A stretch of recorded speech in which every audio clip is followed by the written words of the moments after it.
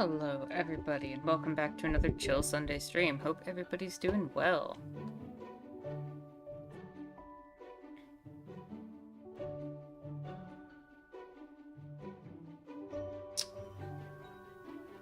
Hello Jalix, welcome.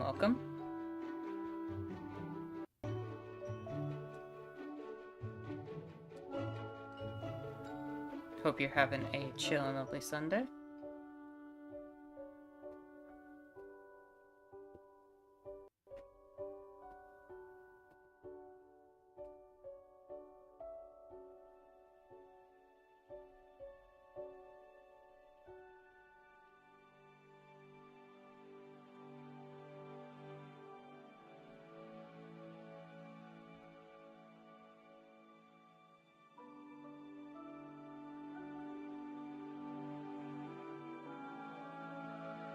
We'll get started in a minute or two.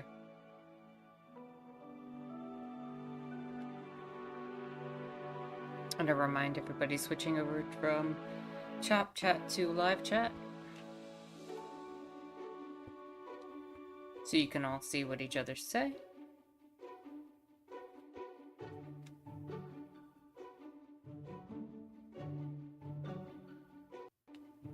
Your day was kind of shitty, couldn't do very much from being tired. Yeah, I feel you. There's a part of me that just wanted to stay under a blanket all day.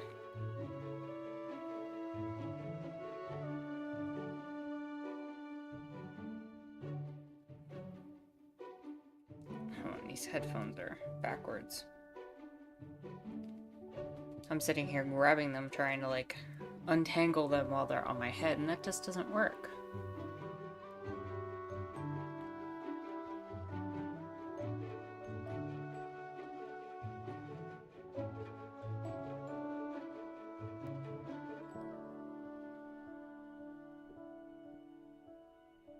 And then Windows had its usual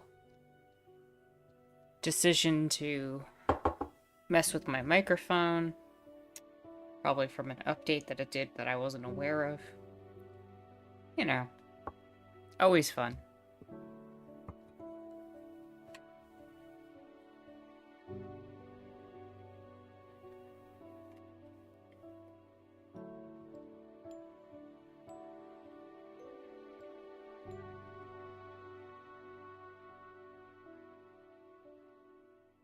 Windows stuff be Windows stuff.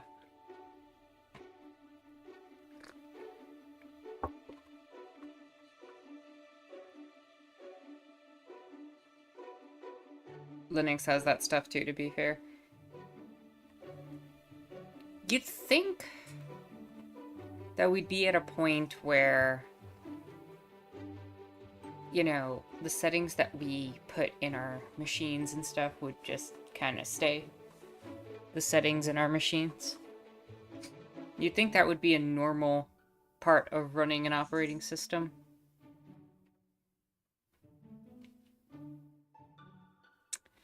But apparently that's too much to ask.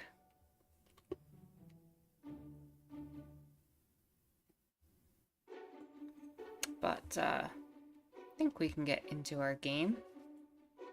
So last time we finished with the full moon ceremony.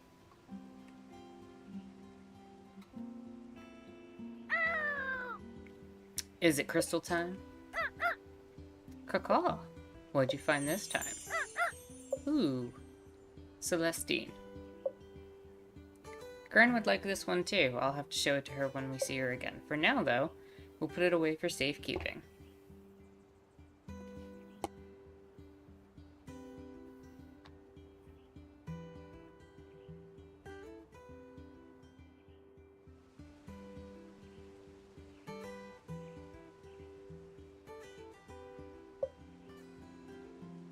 Alright, are we gonna go back to potion making and letters? Dear Tara, I think I'm ready to take the first step forward toward leaving Flora, but I won't lie, the idea of leaving makes me nervous. I wish there was some way to take Flora with me wherever I go. Are there incense or anything that could help?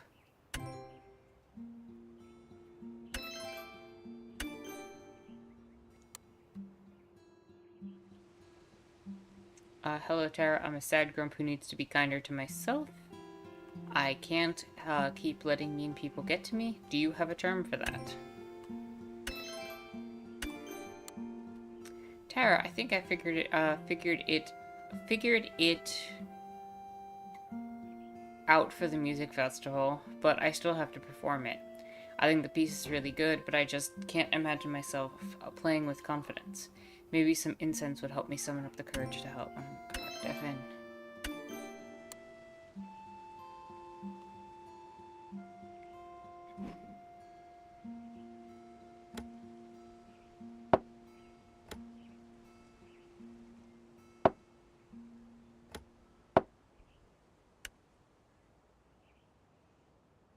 Alright, what are we making today?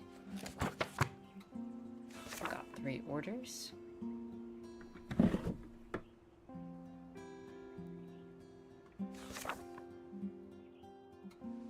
We need some lavender.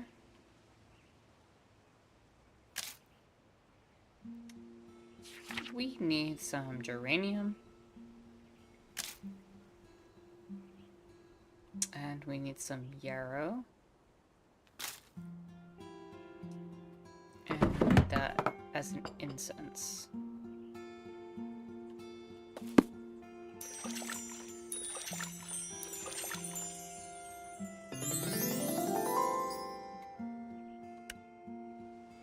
Next up on our list,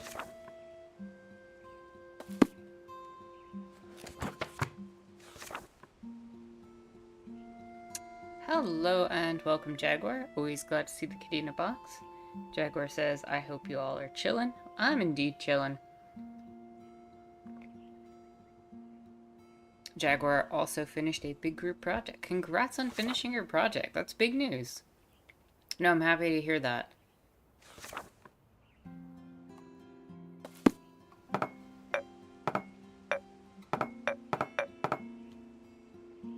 Oh, I don't have the item to make a charm. Let me go grab that.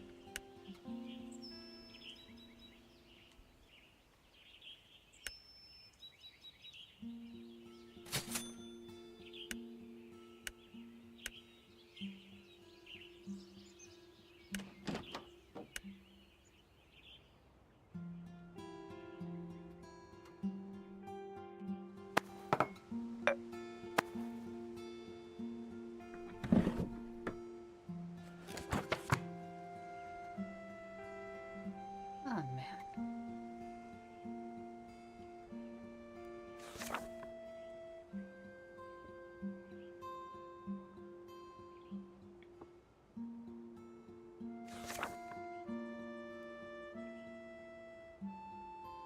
Yeah, we're starting to fill out a lot of this information. I feel like the point of the game is that we're gonna have to give them something that'll actually fix their problems. Just from talking to them and getting to know them. And it's going to be the 2 colors, their sign and a crystal, and then we have to give each of them the crystal that they need.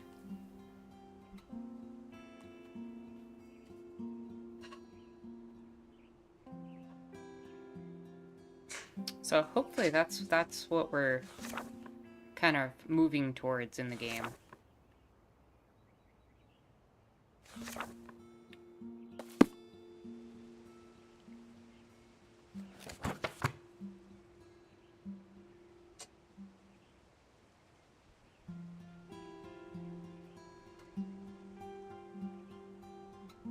But let's see. Plants. Okay, we need some lavender for you. We need some hollyhock. And some allium.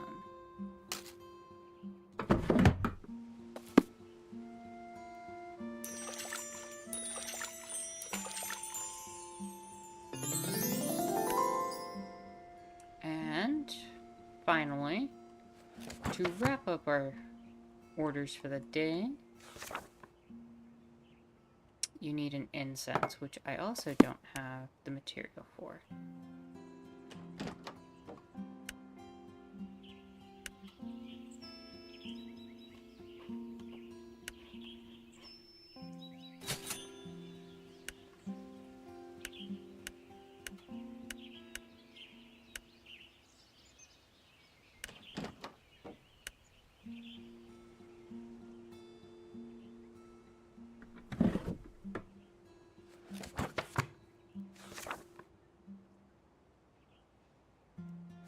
we need chamomile.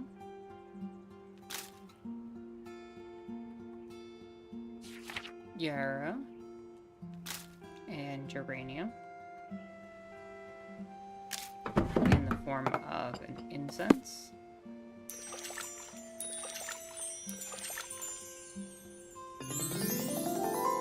And I think we're finished. Let's head out to the garden and do gardening things.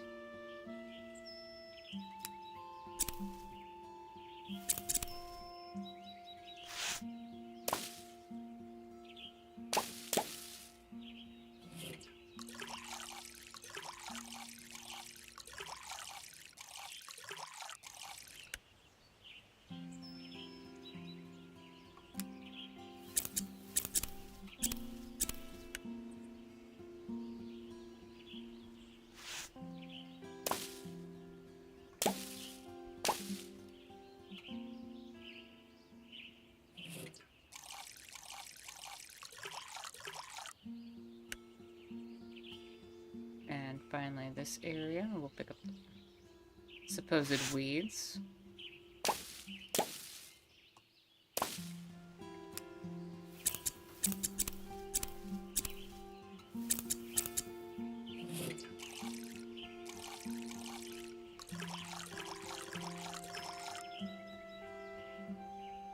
Okay. Now we go out and deliver our stuff.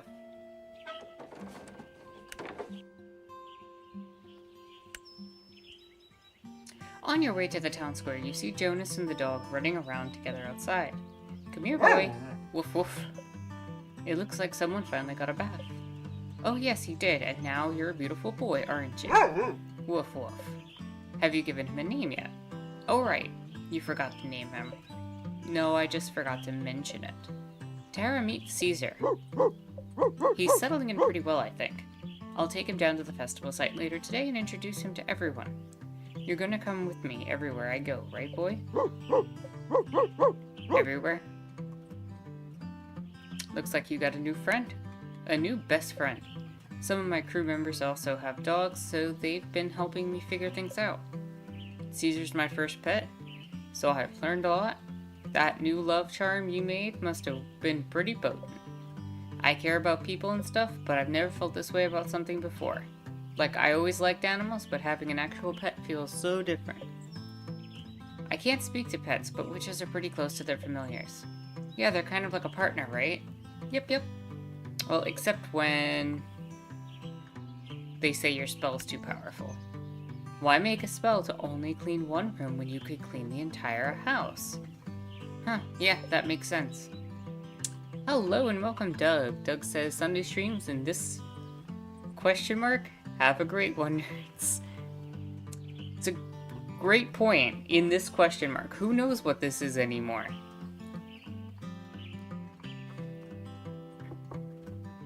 Because it ain't just an economy anymore. I don't even know if it's an economy. It's a damn mess is what I'll tell you.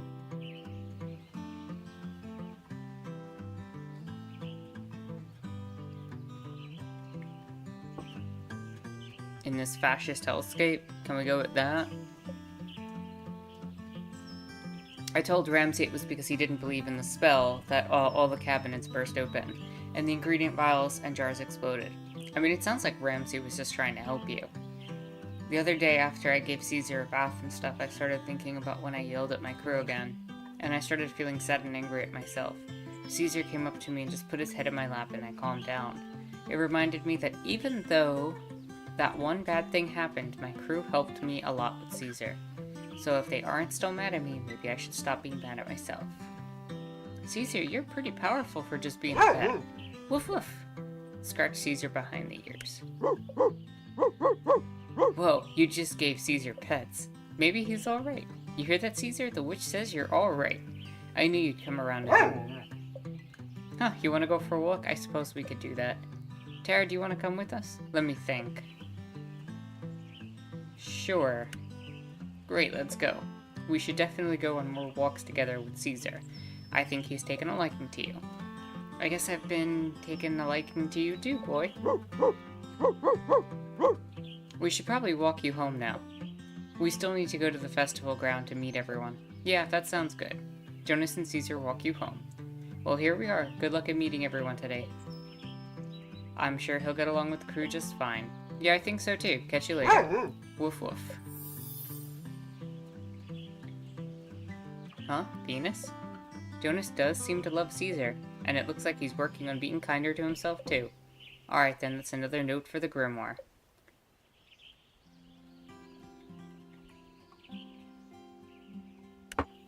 Alright, let's go talk to Mel. Please let Mel be better. Please let Mel be better. You approach Mel's house and gently knock on the door. Come in. You enter the home and see Mel curled up on the couch with some soup. You notice she's surrounded by flowers and other foods too. Oh, excuse me. Don't I look in a sad state? Sorry. As we said at the full moon ritual, it's not entirely your fault. I don't think it's her fault at all. You're not the only one who got carried away.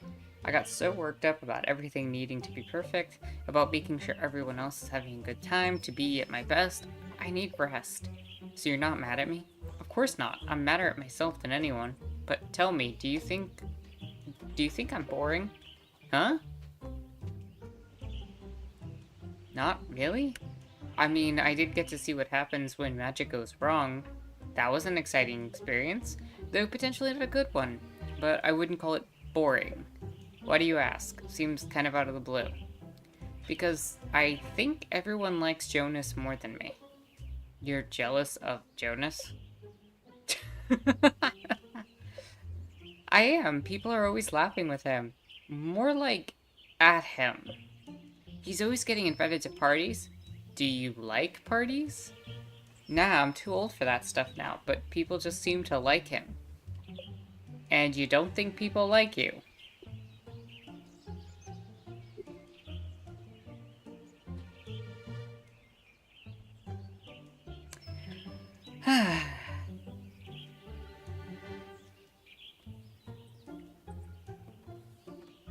Of course not. I'm the one managing the budgets. And who gets angry over toilets? Who has to tell Jonas and his crew to hurry up?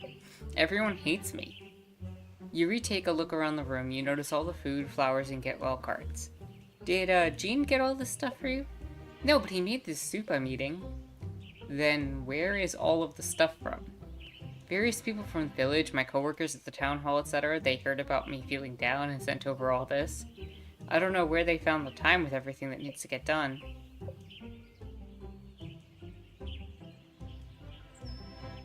Sure seems like a lot of effort.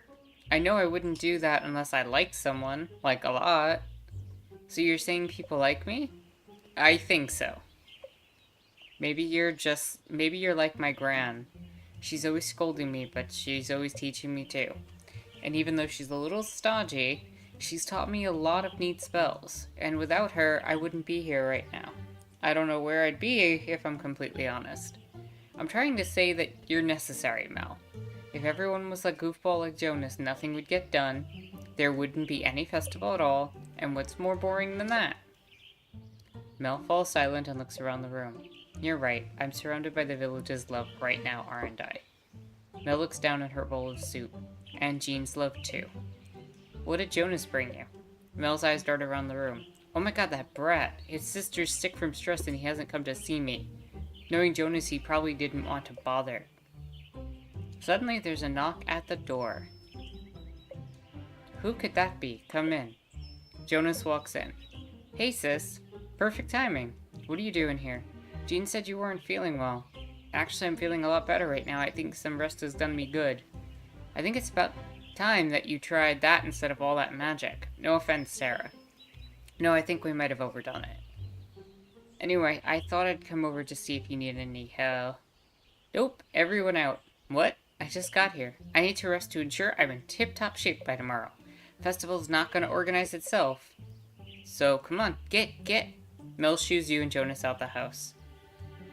Well, I guess I'll head back to work. Sheesh, seems like she's on the mend anyhow. Yeah, I think she'll be alright. Knowing Mel, she'll be up and at 'em by tomorrow. I should get going though. Bye. Sounds like Mel struggles with finding balance in her life, and realizing people do care about her wellness. Venus? Maybe Mel should incorporate things attributed to Venus in her life. Let me write that down in my grimoire.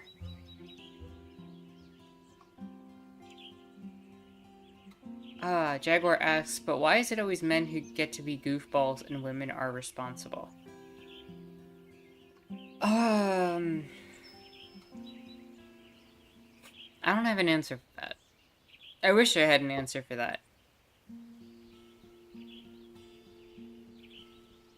But that does seem to be a fairly common trend in the anecdotes of my life as well.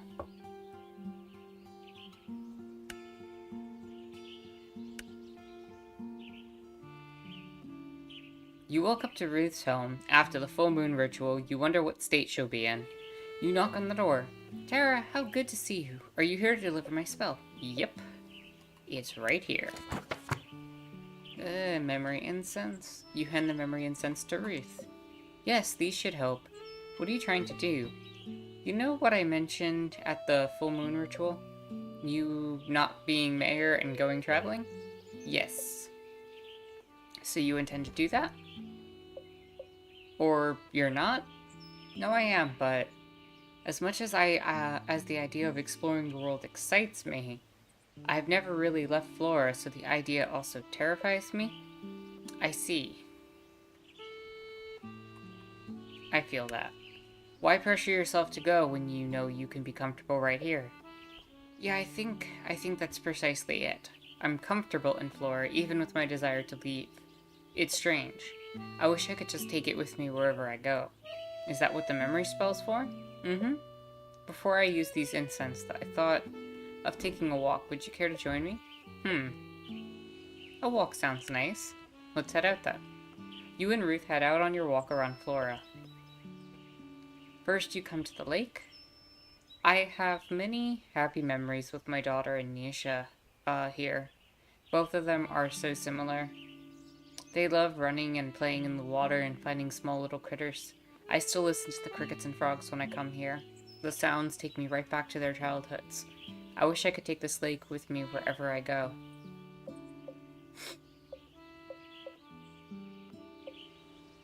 Ruth may have given you an idea.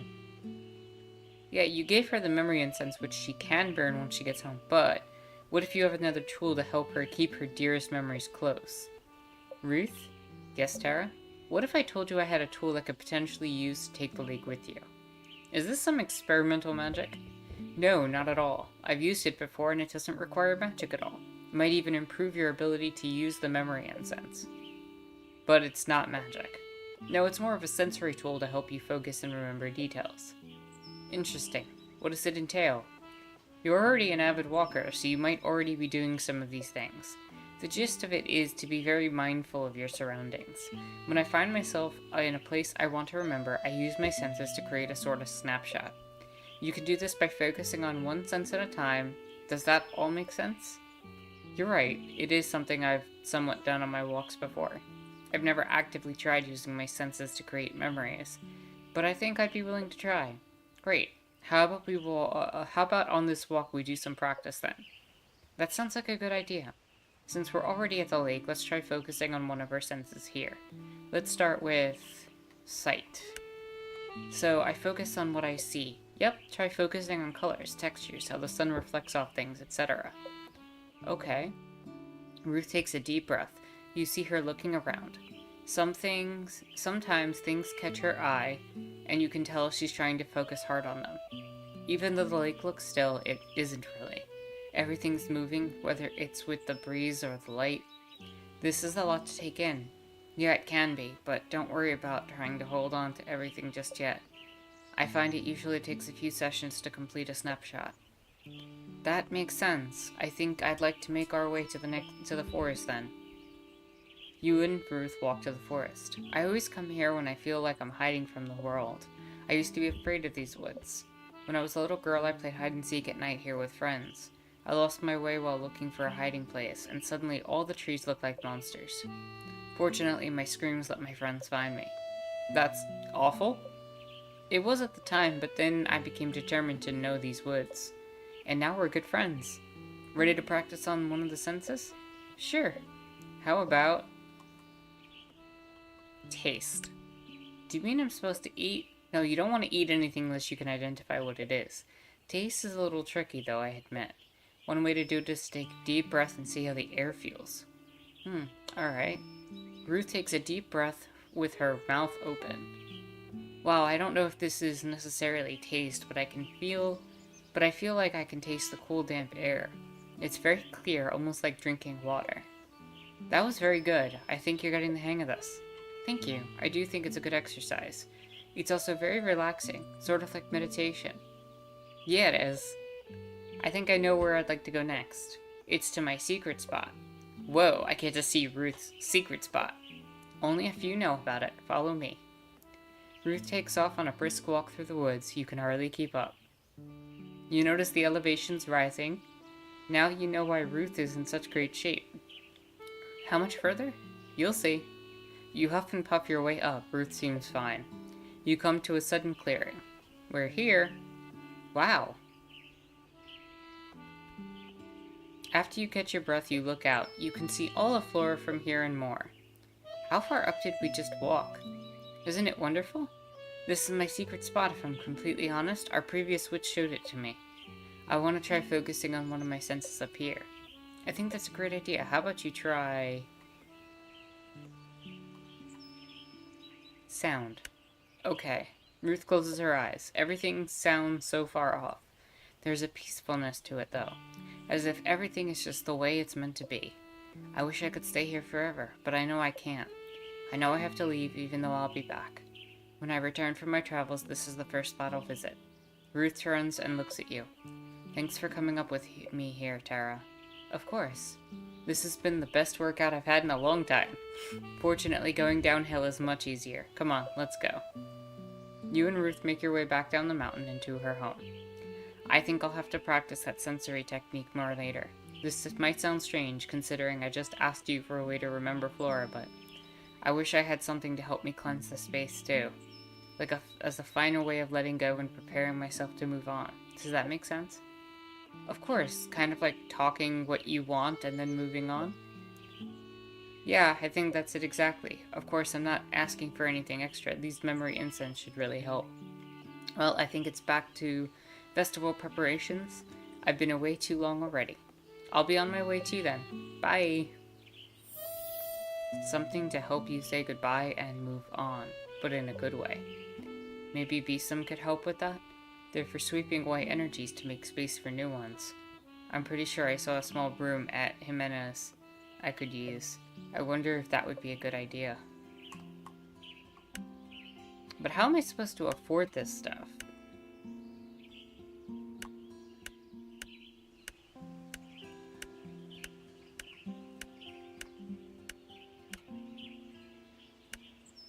Maybe the game will make it more affordable at some point.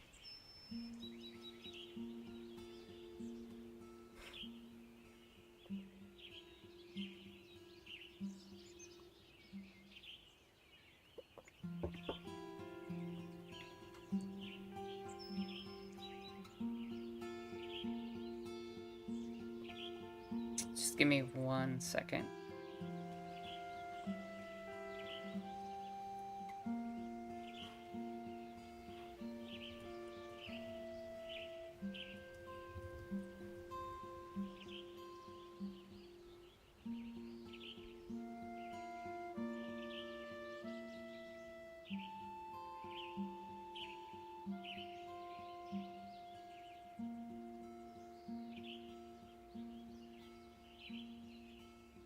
Okay. Let's go for Nisha. You walk up to Nisha's home and knock on the door. Tara, I know why you're here. You want to talk about what happened? Yeah. I've been worried about you. I guess that's fair. It's not every day you see a tornado of art supplies. You seem to have made yourself some interesting friends. How about going to our usual spot and talking about it? Sure, let's go. You and Nisha head to the beach. You feel like she's walking closer to you than usual. You arrive at the beach and sit on a couple of rocks.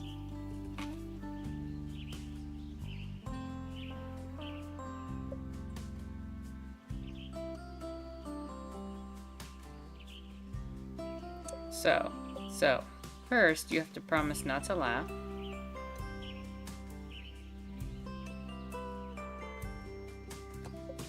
I'm a witch. If there's one person who's going to listen to someone about feisty spirits, it's me. I know, it's just the only person who ever believed me was the village witch, so I'm more used to people not believing me. What kind of spirits are they exactly? The last witch called them fibbly nibblies, but I don't know if that's a real thing or not. Jaguar says, by the way, BRB AFK, but watching because I actually need to finalize and submit work. I thought you were done! You said you were done! Jaguar.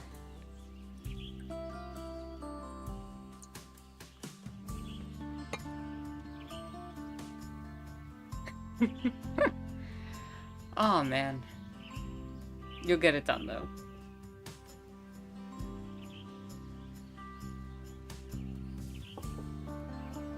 We got a light crowd today.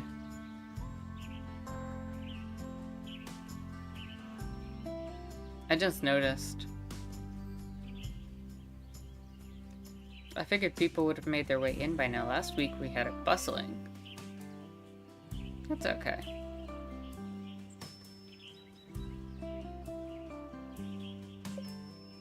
Tara says I've never heard of them, but that doesn't mean anything. Spirits aren't exactly my forte. They got me into so much trouble as a kid. They'd pull on whoever was sitting in front of me's hair, they'd knock supplies off shelves, they'd even eat other kids' lunches. Then I would yell at them to stop and get scolded for shouting in the middle of class. Jaguar says the group part's done, but I gotta put a bow and then submit. Gotcha.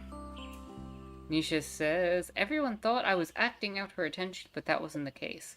I knew everyone would think I was weird if I told them the truth, so I hid it. And that just made things worse.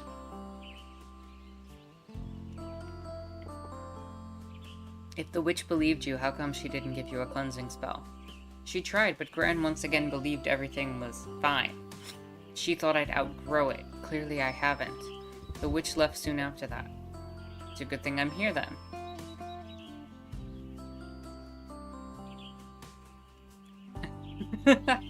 Yeah, we could go the Black Book route and curse them into oblivion. Oh man. Maybe we'll slip them a sleep spell. No. See, the problem is they're my friends. Your friends. Yeah. But they ruined your childhood. Yeah, but they got me into a lot of trouble, sure, but they're the ones who introduced me to art. And we used to get along most of the time, just people don't understand them or me. Instead of listening to me, people would just be like, just stop, which in turn made things worse. Okay, now I'm lost. This is turning out to be story time with Nisha, isn't it?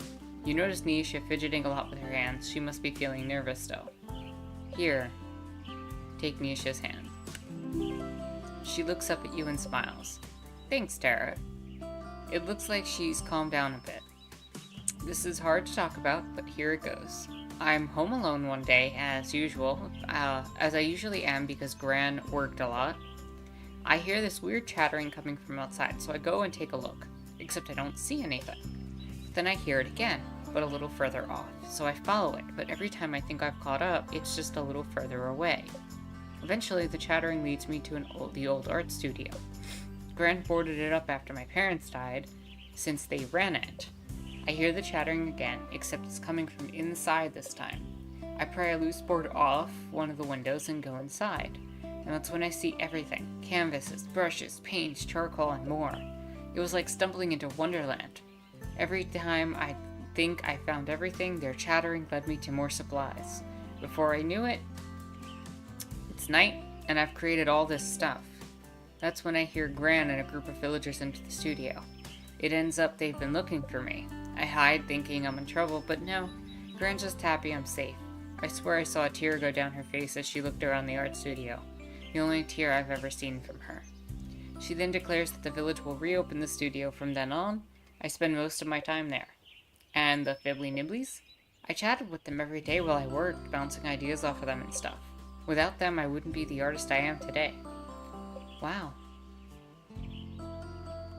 I want to meet them. I've never really introduced them to anyone before. They tend not to like anyone else, though. They get jealous easily. Do you think there's anything you can do to help me, or rather us? As I mentioned before, spirits aren't my forte. And you also want them to stick around. I'll have to think about it. I wonder if they're mad I left for school. Could be. Nisha stands up and takes a big breath. Well, that's my story then. Now you know all about the Fibbly Nibblies. Are you gonna head back to the studio? Yeah, I should probably get to the cleaning. They should have hopefully calmed down. They tend to after a big blow up. If there's anything I can do, make sure to let me know. Yeah, will do. Well, I should get going. Thanks again for the chat. Sure, anytime. Pluto? That's the planet of connections and boundaries, especially in relation to spirits and such. Not surprising considering Nisha's strange relationship with the Fibbly Nibblies. Yeah, incorporating something associated with Pluto could help Nisha. Time to write that in my grimoire.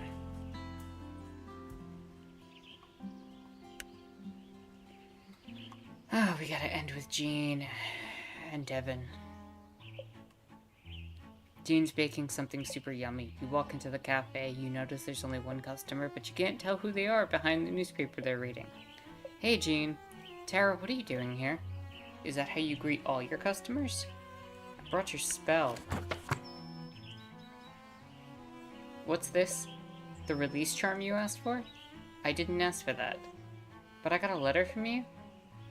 Don't tell me he's refusing a spell again. He thought you were past that. I never sent a letter.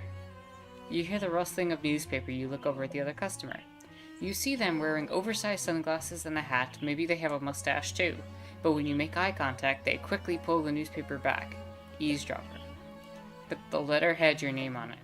I told you I never wrote the letter. Maybe you wrote it in your sleep? I do not write in my sleep. I know, you have a twin. I do not have a twin. Now, if you don't mind, I'd like to get back to... The person reading their newspaper clears their throat. You and Jean look over at them. I think I have an explanation. The customer drops their newspaper and removes their hat, sunglasses, and mustache. I ordered the spell, Jean. Mel? You should be home. You're still sick. You didn't realize the customer was your wife? He's been too wrapped up in baking madeleines to notice much these days. Just go and look in the trash. He's still throwing out food. I hate him.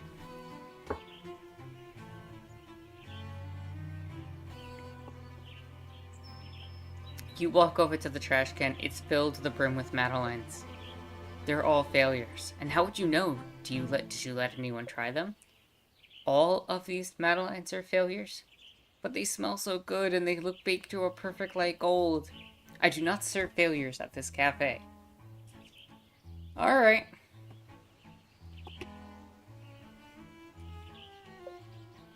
Jean and Mel continue to quarrel, but you can't take your eyes off the trash can. You feel the madeleines radiating heat. These madeleines are fresh. Your mouth begins to water. There doesn't seem to be anything else in this trash can, so really, it's just a bin full of fresh, perfectly baked madeleines. That means you could totally... All because one critic said, that critic again? Who cares about critics when there's a whole bin of madeleines in front of you? Eat a madeleine, or eat a madeleine. Which one should we pick? We're about to eat a madeleine out of the trash. Oh boy. Yes, Tara, there's no need to hold back now. Just reach your hand out and... Tara, what are you doing?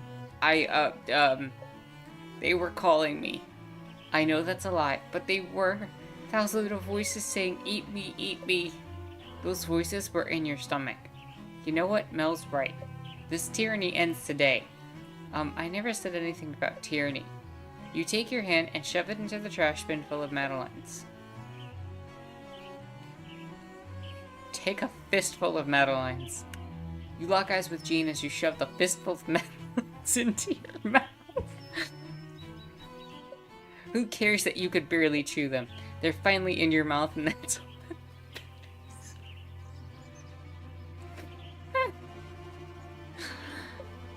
You just ate from the... What? Does that bother you? Next thing you know, Mel shoves her hand into the trash bin full of Madeleines. Locks eyes with Jeans. The thing is from the center at the top probably isn't disgusting. I wouldn't touch anything that touched the sides of the bins, though.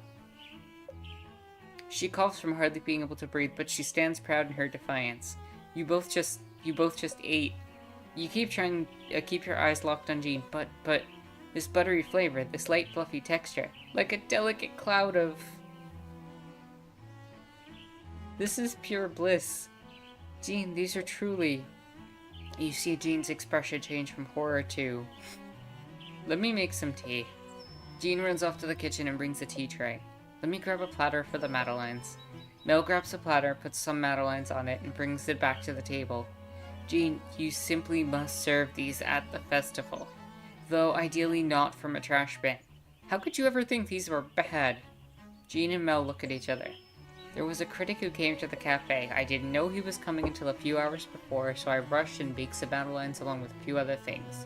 But while rushing to get everything, I forgot about the Madeleines and let them bake too long. The next day, he said my dry Madeleines revolted him in his review. I see.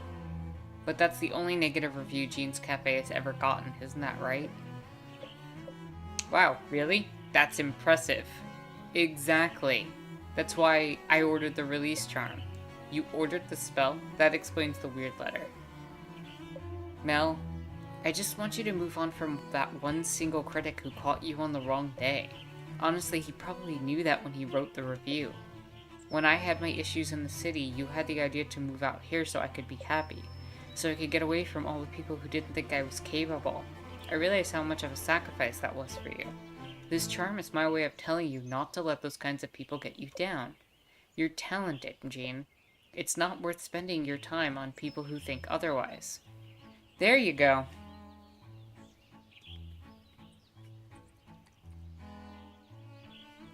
Focus on the people who build you up.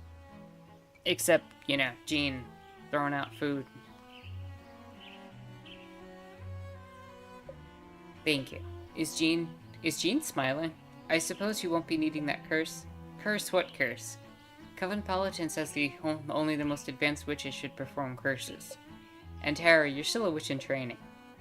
No, I don't think so.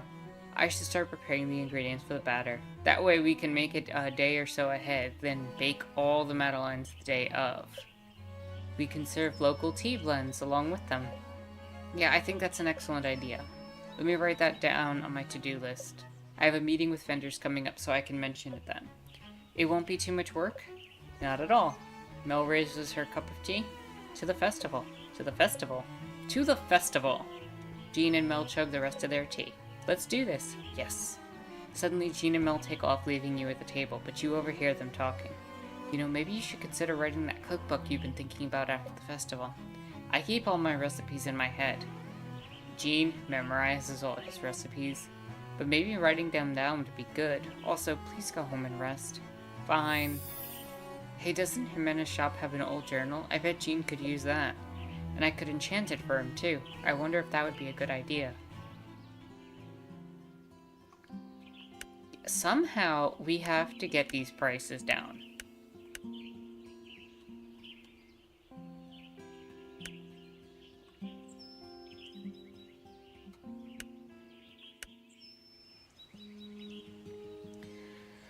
Okay, Devon time. We can do this, we can do this, we can do this, we can do this.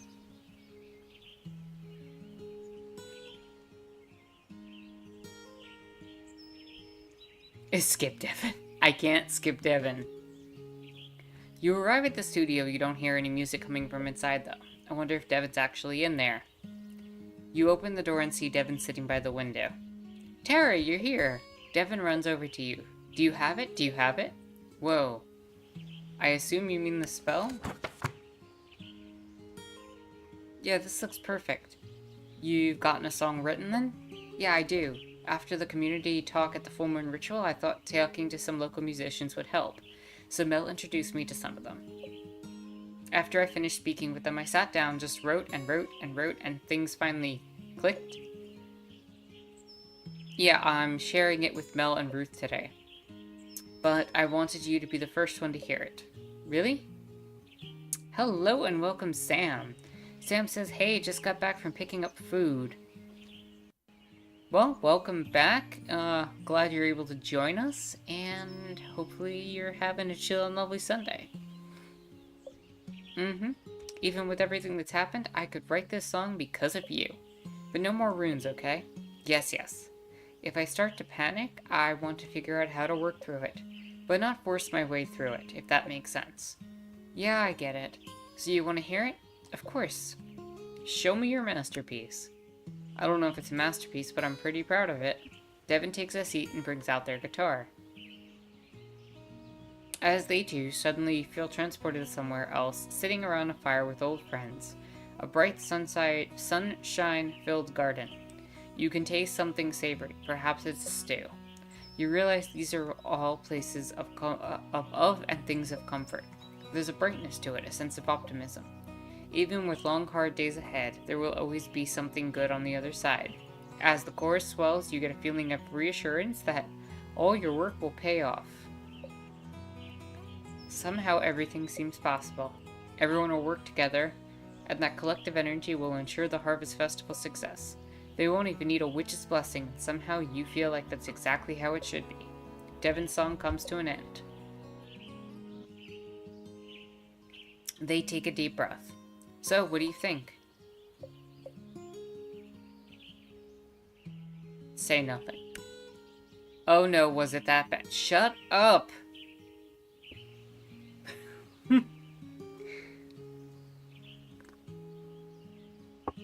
Devin.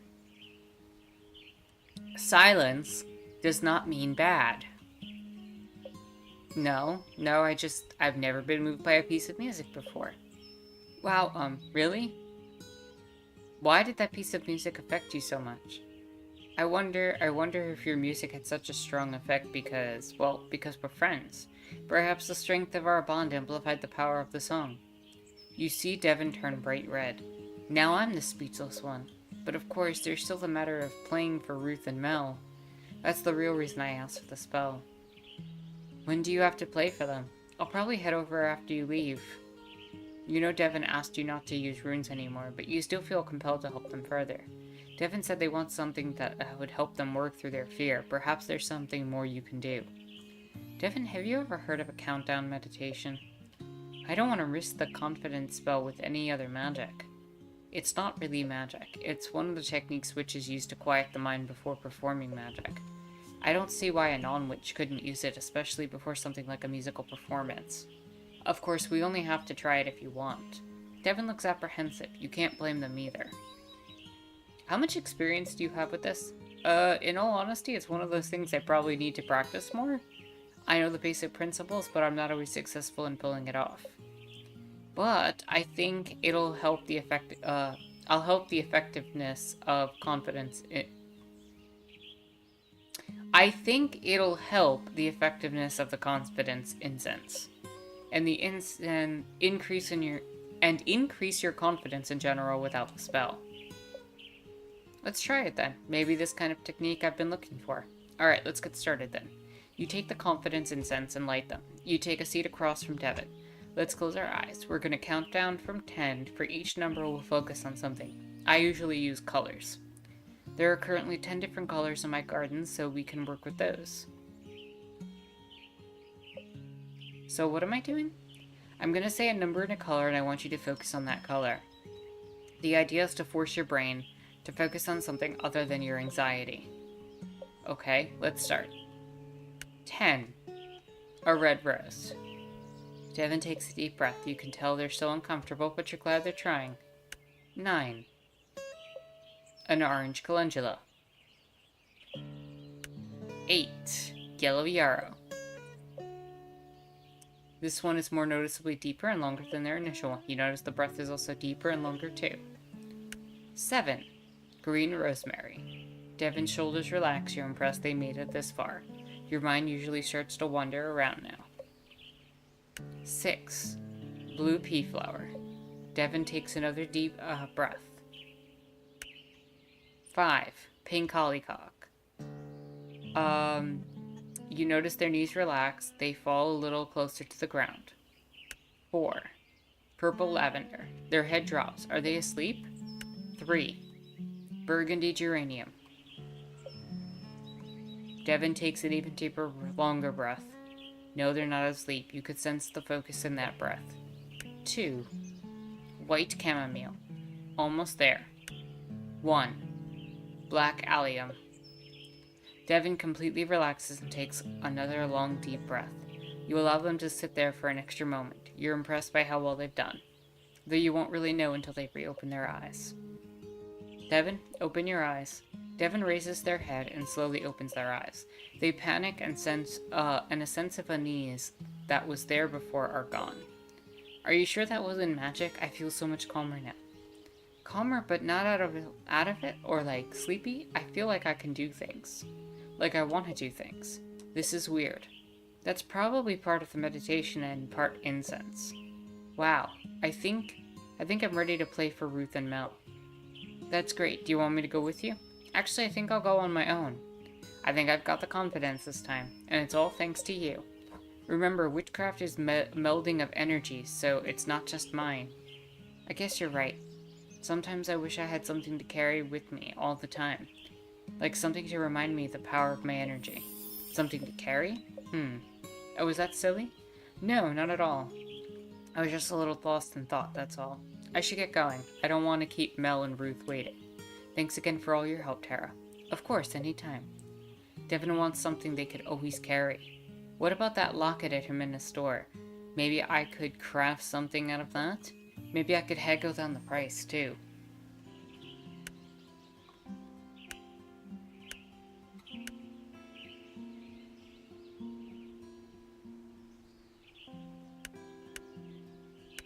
Yeah, we're gonna have to find a way to haggle down that price. I think that's everybody.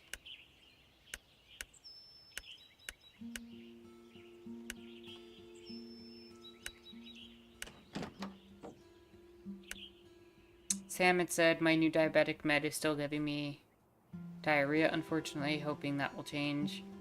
I'm sorry you're going through that, Sam. That's frustrating. Hopefully you could turn it around or figure out something with your doctor.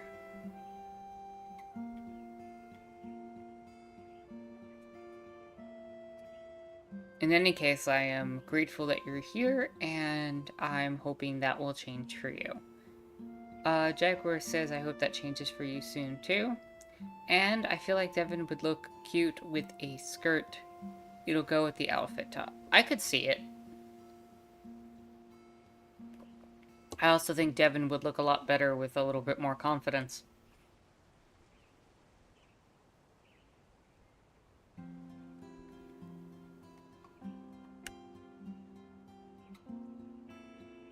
But that's just me.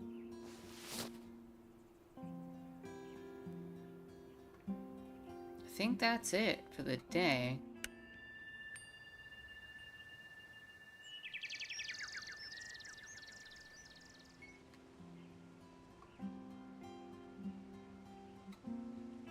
That was Monday. So we're on Tuesday. So there's 1, 2, 3, 4, 5 days left.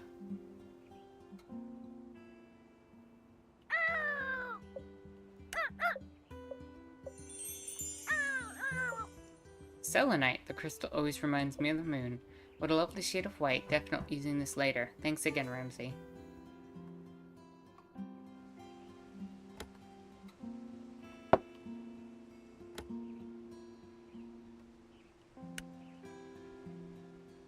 Alright, we got more letters. Oh, Tara, I did it again. I didn't mean to, but I couldn't stop it. I know I need to take it easier. I know I need to balance everything better, but it's so hard. Do you have a potion or anything that could help? I'm so overwhelmed.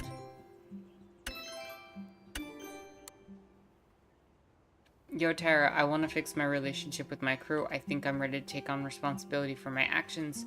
The other day, maybe instead of beating myself up over it, maybe an oil or something could help.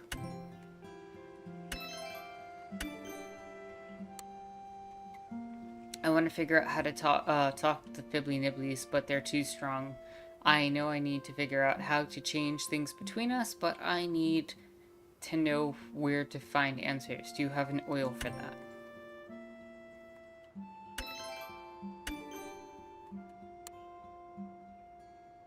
Jimenez Antique clear out.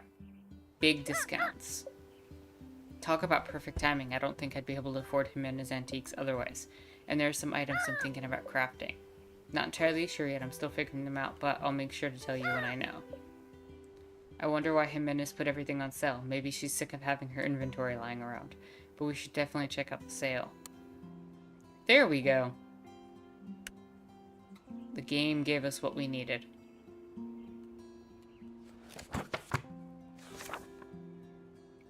I need a potion, an oil, and an oil.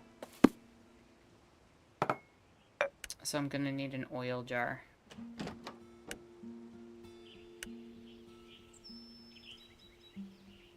Oh, did you get my letter? Does that mean you're here to buy my antiques? I sure hope it is. I'm thinking of doing a bit of rebanding after the festival. Maybe, like, Jimenez Common Goods. Nothing exciting sold here. Not that I'm not glad you've been a loyal customer during your stay, but I need more than one customer to keep this shop open. That's enough of me. Enjoy the low prices.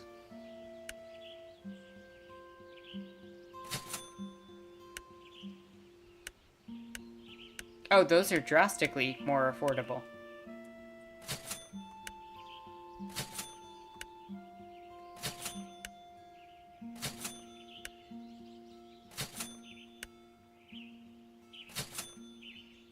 Buy all of Jimenez Antiques.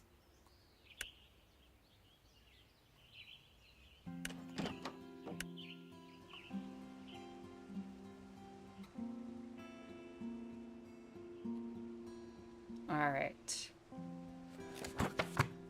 Let's make some spells happen.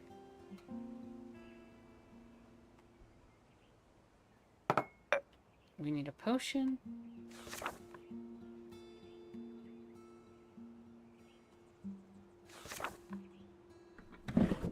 We need some rosemary. With some pea flower. And some hollyhock.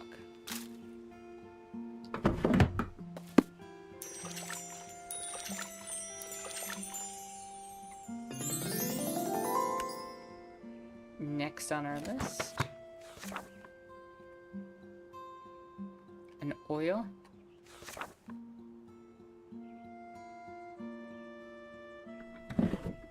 We need a rose. Pea flower. Hollyhock.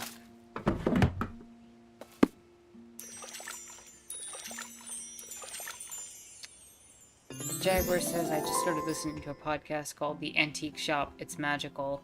People go there when they need something. Reminds me of a book I recently read titled What You Need Is at the Library or something like that. Very good book. What's the book about?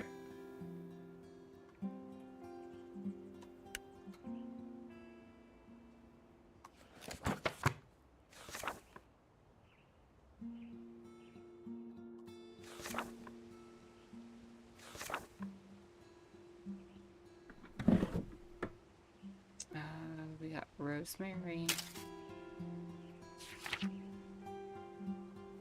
geranium, and allium.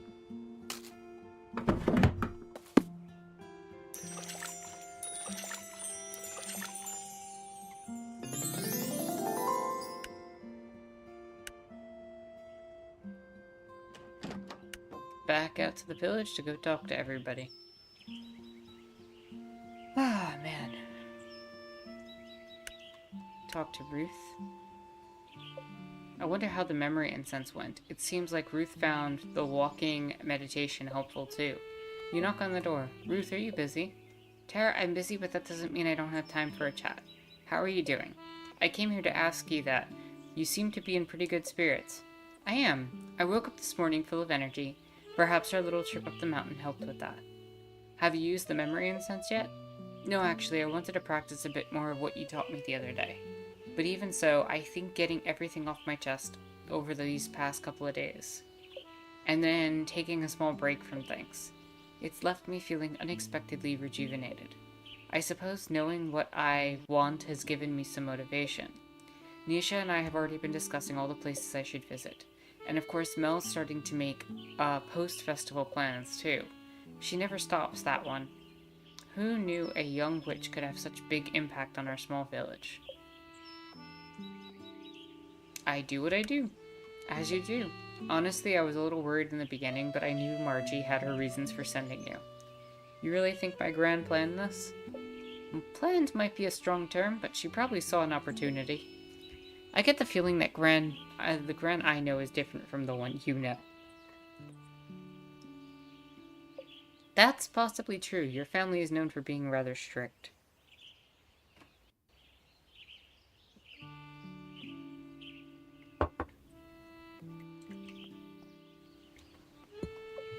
Perhaps Margie saw a bit of herself in you.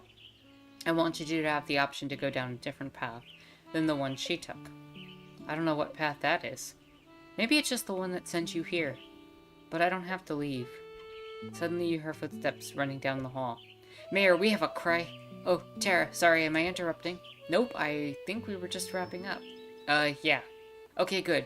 Because you better come quick. The napkins just got delivered, and they're not the ones I specified.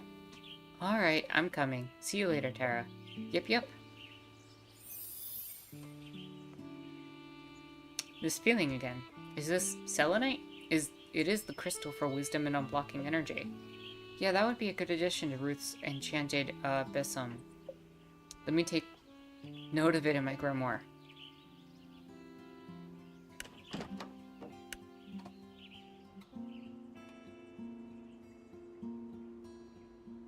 I wonder if I can then...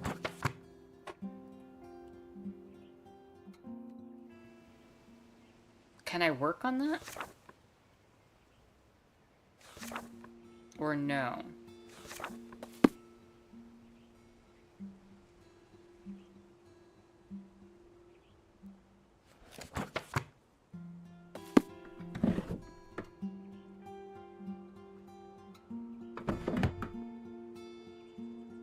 Doesn't look like I can here.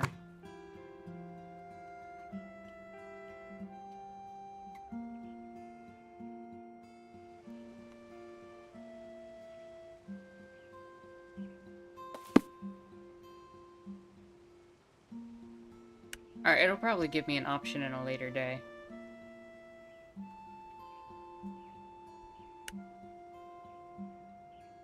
What am I missing for people, or what do I have for people?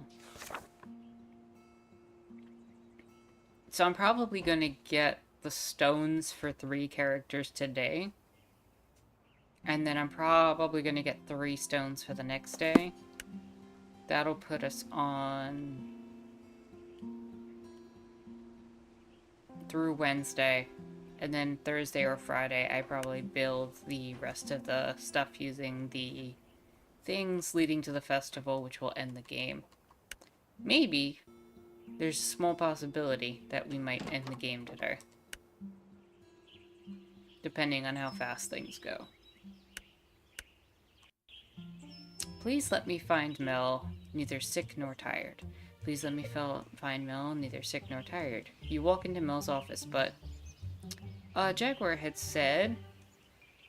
the book is organized and written in vignettes. Each part focuses on different characters and a member of a community who has a struggle. They stumble into the library to find items and books that address their needs. It's not always obvious what the connection is until the end. The process of character growth is also very touching. That sounds really nice. Kind of a sense of magic in kind of like a Destiny sense, where it's like you're being brought towards the thing that you need on instinct, and then watching it unfold. Did she not recover? She's supposed to be here. Maybe she just stepped out? I can leave the spell on her desk. Yeah, I'll just put it... That's when you see her, Mel crouched underneath the desk, muttering something to herself. I did it again. I woke up today and told myself I wouldn't do it, but I still did it. Another Coven-Politan ritual? Okay, I just got major Costanza vibes with that. That she was hunched under the desk, sleeping, or lying down. No, I said yes to everyone. I said I would handle everything, and now here I am, overwhelmed again. I can't get sick, I need to sleep, the festival preparations won't go well if I don't stay well. Can you go back and just tell everyone no? No. Well, I guess I could. Delegation, that's right. I can delegate. Or rather, re-delegate. But I feel so worked up, I can't even think about that. What would I even delegate? Where would I start? Someday you'll find Mel in a sane state again. Unfortunately, it might be too late for you to use this boundary spell. You would want to use it before removing your boundaries. Oh no, I messed up your magic again. That's not what I meant. I just have to push through this again, don't I? But I don't want you to help me with that. This is my responsibility and my responsibility alone. Oh geez, if you let Mel handle this alone, you know it won't end well. At the same time, using more magic will probably backfire like it did previously. What could help Mel? A nap? No way, Mel would never agree to that. Besides, she probably couldn't even get to sleep in this state. But then what? Wait, the boundary spell. Maybe it's not too late. We can use it to help Mel redelegate her tasks. But we need to get her into a state where she can think about redelegating. Is everything alright? You're being quiet. And that's when it hits you. Mel, I have an idea. You do? Can we still use the spell? Not yet, but we're gonna do an envisioning exercise. And then when you feel ready, you can use the boundary spell. Envisioning? Is this some sort of mental exercise? Yep, we're gonna envision how you wish things would be. So like envisioning myself redelegating tasks? I kinda wanna go more general than that. Let's try envisioning your perfect day. We can try to form a day where redelegating isn't an issue. Having a clear idea of what you want might make it easier to happen. And then, the more focused intention will help you the boundary spell too. I see. Alright, let's try it. Okay, let's get ourselves into a comfortable seated position. You and Mel take a seat across from each other. Now let's relax our muscles. You close your eyes. You feel your jaw drop. Then the tension in your forehead falls away. Your shoulders hang loosely with your hands in your lap. Your body feels both light yet grounded. Now, Mel, we're gonna walk through a day in your life, okay? Mel nods her head in agreement. It's morning. You've just woken up. What do you do? Jean's probably already awake. I can smell coffee and some freshly baked scones coming from the kitchen. I get up, brush my teeth, get dressed, and then sit with him at the table. We talk about what we're doing that day and say when we expect to get home. Jean heads out before me, and I clean up the kitchen before heading to the office. Wonderful. Now let's take another quiet moment. You focus on the sounds around you. The murmuring of conversations in the hallway, the chirping of birds outside the window, the soft summer breeze. For a moment the world is alive, yet still. Your mind is quiet once again. Great, now tell me about your walk to the office. It's a beautiful day outside. Most days in Flora are beautiful. Kids are playing by the lake. I can hear Jonas and his crew working hard at the festival grounds. I'm glad Jonas moved out here with us. It feels like he's finally found a place he fits in. I look over at your cottage and I'm happy to see your garden blooming. Finally, things are feeling right again. Before I know it, I've arrived at the town hall to start my day. Very good. Now let's once again take another deep breath. You and Mel take a deep breath. You can feel your deep breath deep in your lungs. As you exhale, you feel all the tension again leaving your body. Now for your workday. How do you imagine that going? This is supposed to be an ideal situation, right? Yep. Well, I walk into the town hall and our secretary immediately greets me. Then I head up to the mayor's office and of course she's already working. We have a quick morning meeting to discuss what needs to be done and the state of things. Then a few other people join us from various committees, now in an ideal setting. We all figure out the best way to approach the tasks at hand. The mayor's hands are already full, so I agree to be the one to come to if any problems should arise. Everyone walks away from our meeting with a clear list of what's to get done and who's to do it. I have my tasks, but I'm also available to help if needed. Throughout the day, I get asked a few questions and advice on things, but everyone can do their work. And I trust that they can do their work on their own. Things aren't falling apart if I don't know what's happening all the time. Okay, now for the end of your day. But first, let's relax our muscles again. You unclench your jaw and let your shoulders fall. The tension in your forehead falls away. Your body feels light yet grounded once again. The end of the day is simple. I stop by the mayor's office to let her know I'm heading out. Then I meet Gene at his cafe. He gives me whatever he's just baked and a cup of tea. We chit-chat for a little, and he's still working, so I head home. I wait for Jean, I sit on the couch and do some knitting. Then once he's home, we have a simple dinner, talk a little more, and then go to bed. Mel opens her eyes. Not a very exciting, ideal day, is it? It seems a lot more relaxed than your days now. Well, that's partly due to the festival, but I do think things could stand to be calmer, and I do believe I have a big part to play in that. There aren't many days left until the festival. Maybe for the rest of the day I'll make a clear plan for the next few days, and tomorrow I'll present it to everyone. Perhaps at this point it's not worth getting nitpicky about small details, and I'll make sure to use that boundary spell that way I'll be sure to delegate, instead of being a control freak. So you think the envisioning helped? Yeah, I do. It's crazy how easy it is to forget to think and reflect sometimes.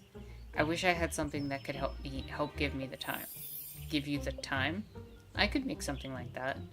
I guess it's better late than never, but I feel like I've taken up much of your time. I should let you get going. I'm just glad I could help. I hope your planning goes well. Thanks. Could I make something for Mel to give her the time? You know, him and his shop has that old hourglass. I wonder if I put something together with that. So here's my thing with Mel. If Mel is micromanaging for the sake of micromanaging, that's on her. But if people aren't getting their tasks done to the point where she ends up having to step in because they don't do things, that's another issue entirely.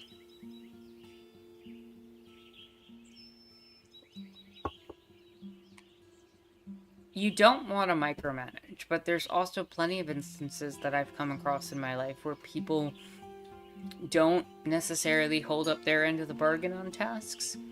And if that's the case, in your head you could be like, okay, they've got it done, they've got it taken care of, I trust them to get it done. And then you find out they didn't, and then you're the one who has to fix things because naturally, you know.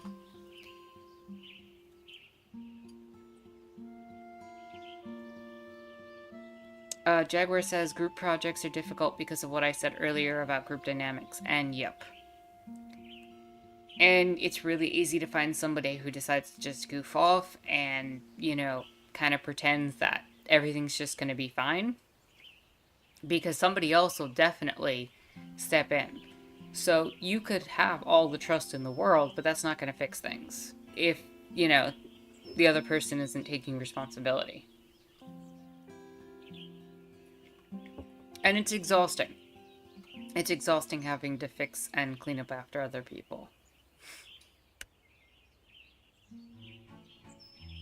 You walk up to Jean's cafe and see a closed sign on the door.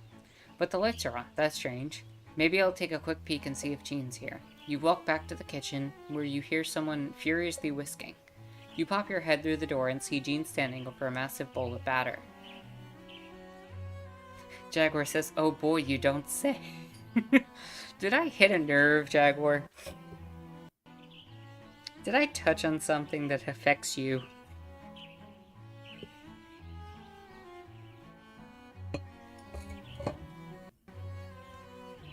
He looks up at you, you look at Jean. Jean nods his head and gives you a thumbs up. You take that as saying everything's fine. Thank you for the release spell and for eating the Madeleines out of the trash. It was highly effective, but now I have a lot of batter to make, in very little time. And while I would love to share my delicious baked goods with my favorite witch in training, okay, maybe that's pushing it, but I need to focus right now. Please come back at a later time. Give a small nod of understanding. You leave the cafe with an empty stomach but a full heart. I can't wait to taste even more of the Madeleines. I'm so glad Jean's recipe worked out. Huh, this feeling again. Jade? The crystal of success and grounding? I could see how that would suit Jean. Yeah, I'll add that to my grimoire. You see Jonas and Caesar at the festival grounds and walk over to them. Hey, Tara. Woof woof. You got that spell I asked for? Let me see. I have it right here. You need a forgive oil. You hand Jonas the forgive oil. You can tell he's feeling apprehensive about it. You worried it's going to backfire? No, actually, I'm just afraid it won't work at all. What if my crew doesn't forgive me? Or even worse, what if they forgive me but I lose my temper again? Then it means that using this spell is pointless. If Jonas is worried about the spell, it won't really work. Nothing will work with that attitude. So, we need to figure out something else, don't we? Am I doomed? You can tell a massive freak-out meltdown is imminent, but you really don't want to try anything that could make it worse. Think, Tara, think. What is it, Caesar? Woof woof. Is something wrong? Caesar rolls over on his back. I think he wants pets. I think he definitely wants pets. Jonas starts giving Caesar belly scratches. Yeah, who's a good boy? Caesar looks up at you. Woof woof. I think he wants you to pet him too. Give Caesar belly scratches. He's so soft and fluffy. You and Jonas petting Caesar, he seems very, very happy. But you realize you feel very, very happy too. You look at Jonas. He also seems very, very happy. Could it be that Caesar sensed both of your stress levels rising? Caesar stands up and does a big shake. I guess he's had his fill. I am feeling more relaxed now. Yeah, me too. You ready to give that forgive oil a shot? I still don't feel ready, to be honest. Obviously, I love petting Caesar, but I feel like I need something I can do to just, I don't know, prepare my brain for this stuff. Does that make sense? It totally does. Hang on, let me think. You notice your mind feels clearer now after petting Caesar. Maybe that dog is a sort of familiar anyway. Jonas needs something to prepare his mind to use magic. But it sounds like he needs something to break his negative thought patterns. You know, he asked you for magical words before. Maybe words are exactly what he needs. Hey Jonas, have you ever heard of affirmations? I feel like I've heard Mel mention those before. She probably has.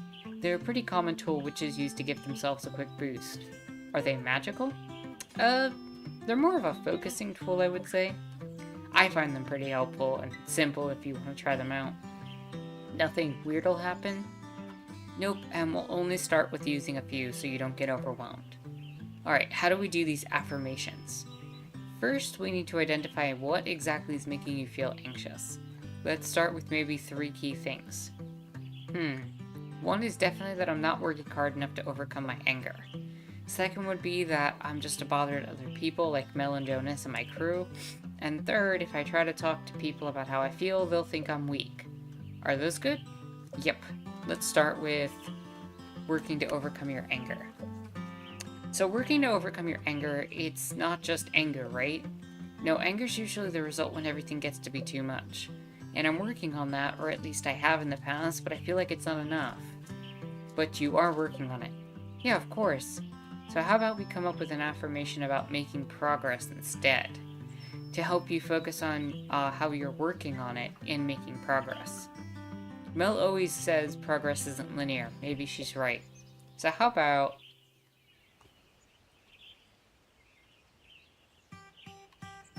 I'm overcoming my challenges steadily each day. I really am, aren't I? Yep, see? Just saying it out helps, doesn't it? Affirmations are intense. Next, let's do your relationship with friends and family. You're afraid you're too much for people, as if you need too much help. That, and I guess they're constantly having to worry about me. Not that it's a bad thing to think about other people at all, but I mean more like they have to manage me. I don't want them to feel that way. Do they make you feel that way when you try to tell them how you're feeling? Not usually. I mean, there have been people in the past, but they were also kind of mean. I feel like you need to believe that other people care about you, and that they're listening to you isn't managing you, but showing you that they care about you.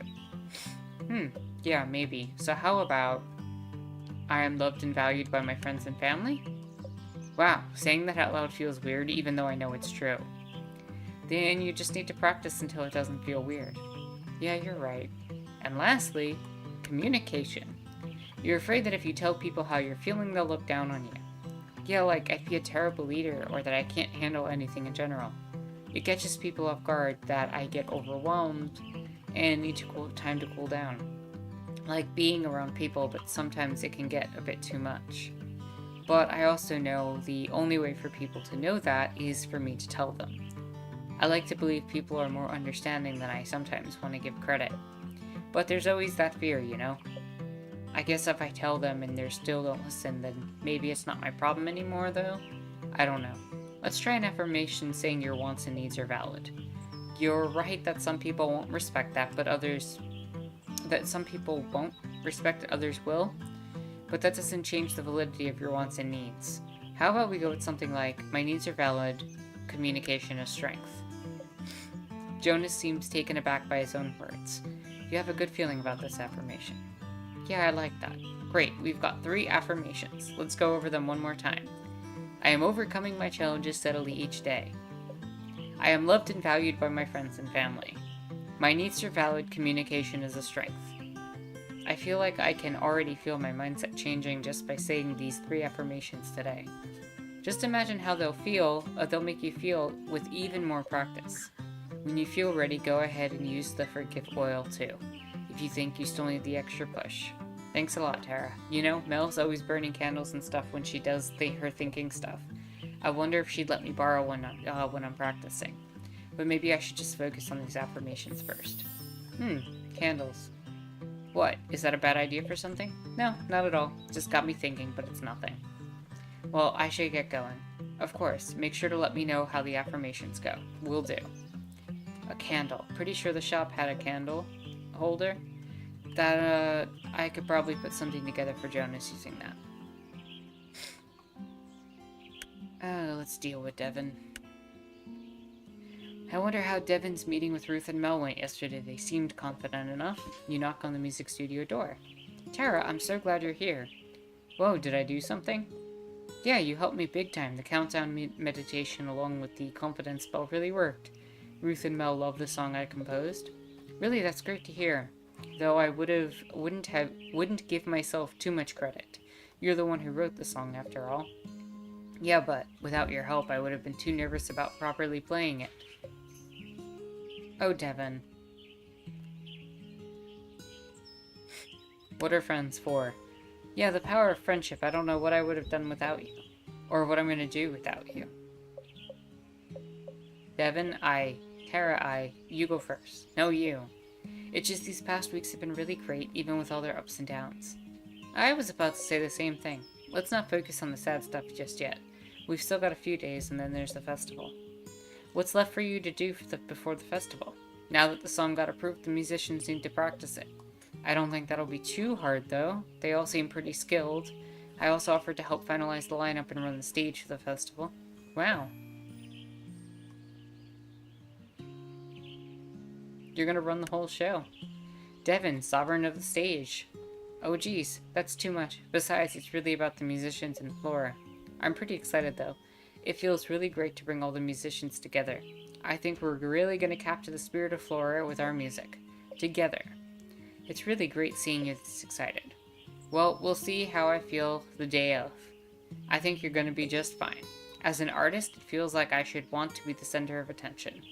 And there's an expectation that I should constantly be putting myself out there. But it's so exhausting, and then I spend all my time stressing about. I could be working on composing or collaborating with other musicians instead, you know? I don't get why making art never actually feels like it's about making art. Does that make sense? I think so. Basically, you want to make music without all the other stuff. I just want to study witchcraft without all my family's expectations. Those expectations are made up anyway, and for some reason they all seem to accept it. None of them seem happy about it either. That's exactly it. I was kind of amazed when I was honest with everyone at the full moon ritual. Everyone was just alright with it. I've never had that happen before. Usually I get told if I don't do things exactly this way, that I'll never make it. But you know what? I think that's nonsense. Yeah. I'm liking this rebel energy. I'm feeling a little fired up. Maybe I should calm down a bit. There's still a festival to focus on. I should probably get back to the music too. Still lots to do and only a few days left. Yep, let's do our best. This feeling again. This time it's the amethyst. That'd be perfect for Devin's locket. Amethyst has protective qualities that help quiet the mind. So if they don't have time for a cool countdown meditation, the amethyst would help instead. Write it down in my grimoire. Finally, Nisha. You approach the art studio and hear what you think is Nisha pacing back and forth. If you're not gonna let me work, I don't know what to do.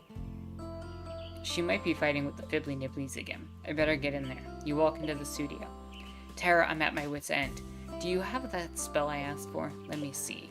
Here it is. Your divination oil. Perfect. Divination oil. This should help me talk with them, right? Not entirely. Also, I wouldn't recommend trying that again after our last attempt. You do have a close relationship with the Fibbly Nibblies, but that relationship is too strained to confront them directly without an experienced witch. Then what's the point of the oil? I feel like I'm almost there with figuring out this community mural project. Is there any way to figure out what to do without talking directly to the Fibbly Nibblies? Is there a way? Is there a way?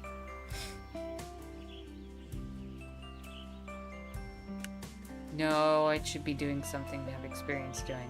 You don't want the Fibbly Nibblies to destroy the studio again. Maybe you could figure out what to do, but not at the studio. Safely away from those spiteful spirits. You did sense Nisha's desire for divination oil from her letter. Is there a form of divination you could do? That's it. Let's do a tarot reading and see what the cards say. Is this something you can actually do? Why, yes, it is. Of all the forms of divination, it is the one I'm most familiar with, yes. Of course, I'm still learning, but there aren't consequences with tarot readings. At least nothing like spirits racking your art studio. At least nothing obvious. Let's try it then. Where do we get a tarot deck, though? I have one at my place. We can do it there. Yeah, that's probably best. Who knows what the Fibbly Nibblies would try if we did it here. Let's get going, then. You and Nisha make your way to your home. You and Nisha make your way to your home. Wow, I haven't been here in ages. It still looks the same as I remember it. Yeah, I didn't bother to change anything considering I'm not here for that long. Well, that and I kind of like the place already. I keep my deck on my altar. Let's do the reading there. You and Nisha stand over the altar. First, let's apply this oil. Okay. And then let me shuffle the cards and cleanse them of their old energy. You take the cards in your hands and shuffle them a few times. So how does this work? First, we need to decide what spread we want. I think a 4-card spread might be best. As I said, I'm still learning and like to avoid the more complex ones, if that's alright. As long as I get answers. I think it's more of guidance than answers. Let's just get started. You draw 4 cards. Jalix says I'm getting really tired. I think I'm gonna head off. Have a good one, Jalix. Thanks for stopping by. See you next time. The first card will tell us the problem we're facing. The second card is the obstacle. The third card is the recommended action to take. And lastly, the 4th card shows the outcome. Sounds straightforward enough. Well, we see if that remains true once we flip the cards. Let's see what the first card is.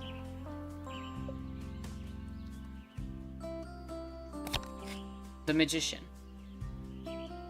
Wow, these cards are beautiful. Did you draw them yourself?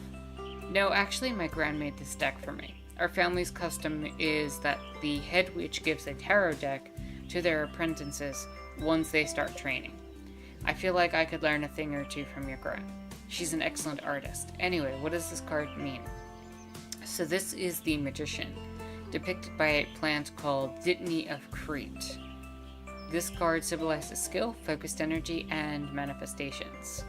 Though we're reading this card for a tricky situation, the card is probably telling us there's a lack of these things. I have skills. I don't think the card necessarily means your artistic skill in this case. Remember, we're asking what to do about the Fibbly Nibblies. I think in this case, the card is saying that maybe you and their energies are out of sync. Somehow you aren't communicating effectively, so you can't harness each other's energies. What do you think? I guess it's figuring out how to communicate then, but we tried that and it didn't work. I wouldn't say that was our best attempt though, so the card is telling us there's something more to do there. Maybe we should go ahead and turn in the next card. The Devil. Our obstacle is the Devil. Now this one makes perfect sense. Hang on, this card may not mean what you think it does. But it does mean there is some sort of chaos going on in your life, perhaps some manipulation and confusion. But I remember when my gran talked to me about this card and why she chose the sundew to represent it. And I was like, it's carnivorous, duh. And she said yes, that was part of it. But when people first started collecting sundews, they thought they were the most darling plants. And then they discovered they were carnivorous. Someone exclaimed that sundews were then vegetable wickedness. And my gran thought that was hysterical. When you're dealing with the devil, sometimes you need to just laugh at the absurdities of things. Sometimes by not embracing the chaos, you cause more friction. I have been trying to cut them out of my life more recently. More so than I did when I was younger. Even though it's not like they didn't cause trouble. I like the Fibbly Nibblies, but it was exhausting being the weird girl in class. I just wanted to fit in. Did you ever think you were weird? Wait, no. I always thought it was fine. It was everyone else. I could be myself with the Fibbly Nibblies. Let's pull the next card. Temperance. So temperance represents the actions you can take. This is interesting. In a good or a bad way? Well, it implies in your life, something in your life needs healing. And since this reading is regarding the Fibbly Nibblies and what you should do about them, it might be that the two of you need to do some healing work, which is a step beyond communicating. I tried asking them what they wanted before. I feel like that wasn't the right approach. It might be more what the both of you want. Temperance usually means something along the lines of cooperation and finding harmony. The other curious thing is temperance is number 14, while the devil is number 15. So if you can heal your relationship, you might find harmony in the chaos. But how do I heal my relationship with them? You said you used to play with them as a kid, right? Yeah? Have you tried that recently? No, I mean, I'm not a kid anymore. So maybe it's not playing with them like when you were a kid, but somehow still including them in your life? You said they were a big source of creativity, so maybe it's something along the lines of that. Maybe you're right. So what's the outcome? The Empress. The outcome is the Empress.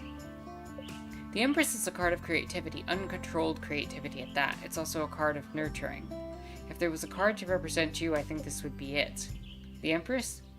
I think I could work with that. But what could it imply for me and the Fibbly Nibblies? So it sounds like if you're able to find balance with the Fibbly Nibblies, you might become even more creative. What I thought was holding me back all my life might be my only way forward. That's what the card seems to say. Of course, this is going to take some work on your end. Yeah, it will. Not much time either. Maybe the festival piece can be the start of something new with the Fibbly Nibblies. Maybe it could. I wish there was some way to at least set us up to work peacefully together. Devin always says you can sort all your problems over a cup of tea. Tea, huh? That gives you an idea. If only life were that simple. I'm gonna head back to the studio. Maybe I can start to refigure things out there. Sounds good. I'm glad the tarot readings seemed to help. I've never done a reading for anyone else before. It was an exciting experience. Here's to both of us learning new things today. I'll get going. Thank you again for your help, Tara. You know, Jimena has that old teapot at her store. I wonder if I could make something with that. Nisha might not realize it, but Devin's onto something. Alright, I think that wraps up this day.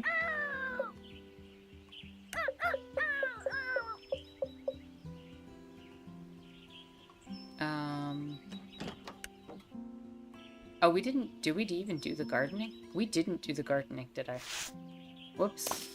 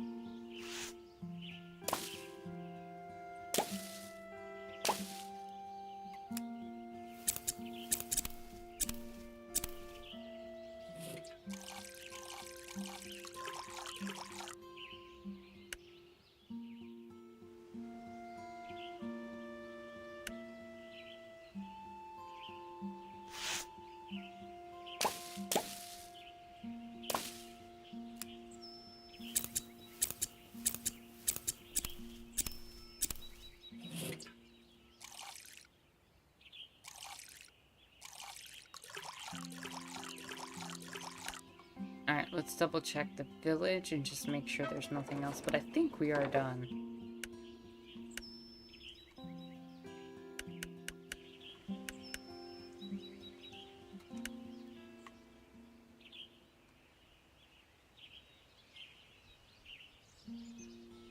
And we bought everything here, so...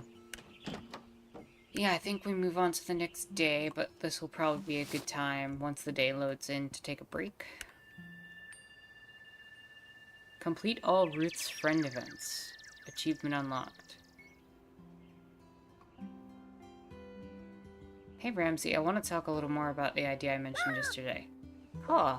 You know I've had these strange feelings about after talking to folks like sensing colors and stuff. Well, I was thinking about crafting some enchanted items.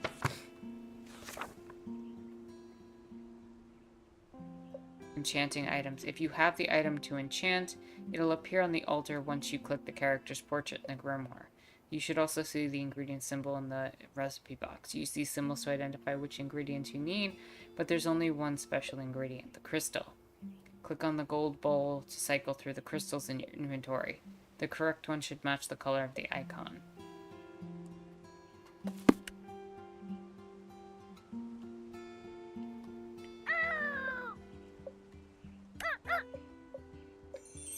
And we got the last crystal. Okay, so it looks like this is a good point to probably take our break, because we're going to be achievement unlocked to get all the crystals from Ramsey. Because we're going to probably be making the special items now.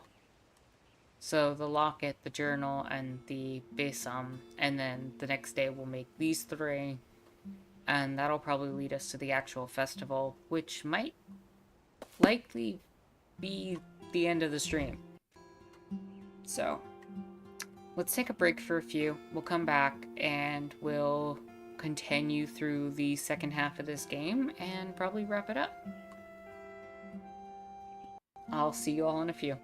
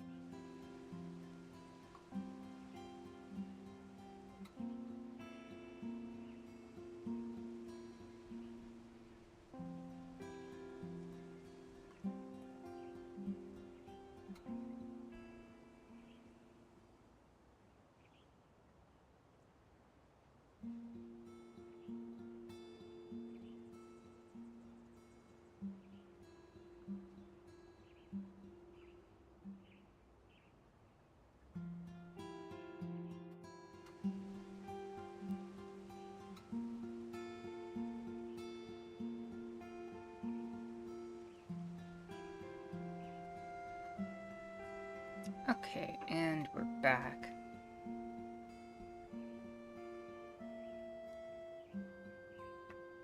Let's, get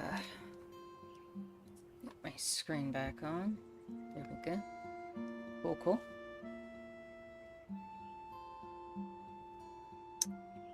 And let's make the things. Also, hello merchants, welcome, welcome.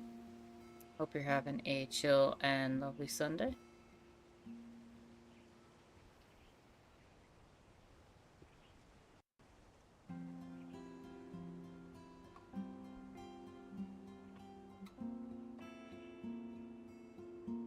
Ah, there we go.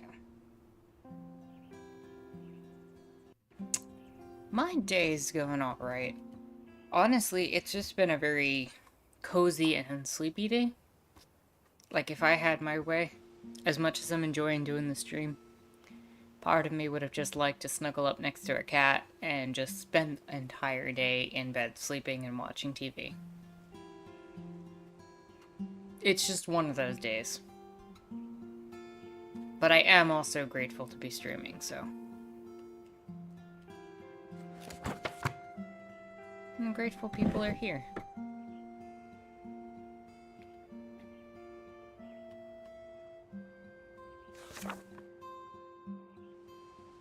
Alright, we're gonna put Rose.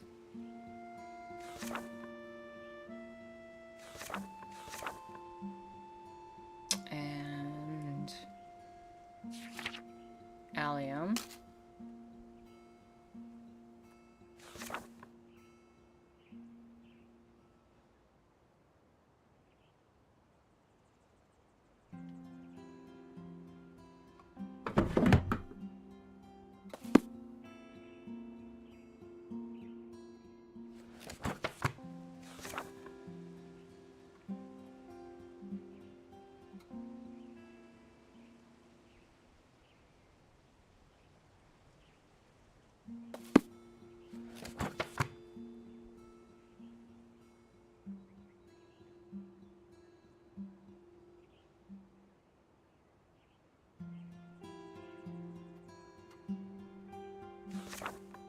And then Yarrow.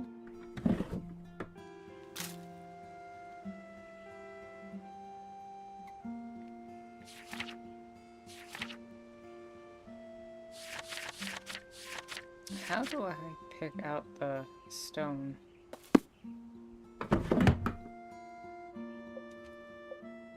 Yeah, I am missing something. Oh, there we go.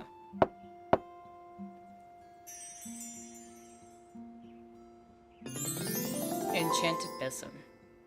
Nice.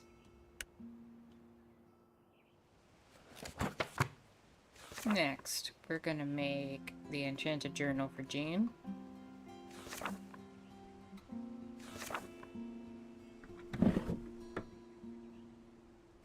So, for plants, we need some yarrow, some lavender, and some calendula.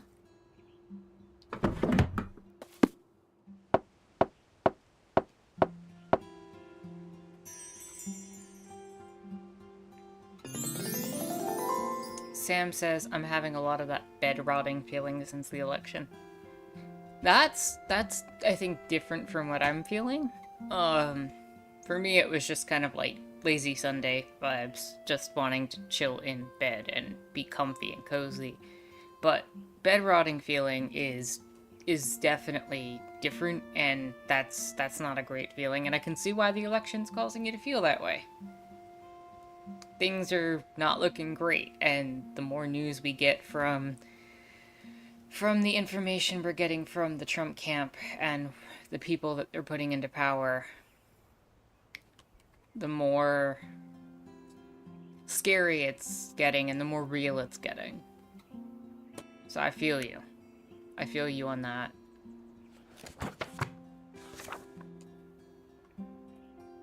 Jaguar says, I just want to go hide under a rock. That's real.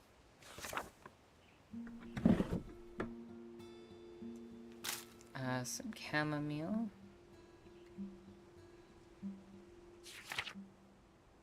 And some geranium. And some calendula.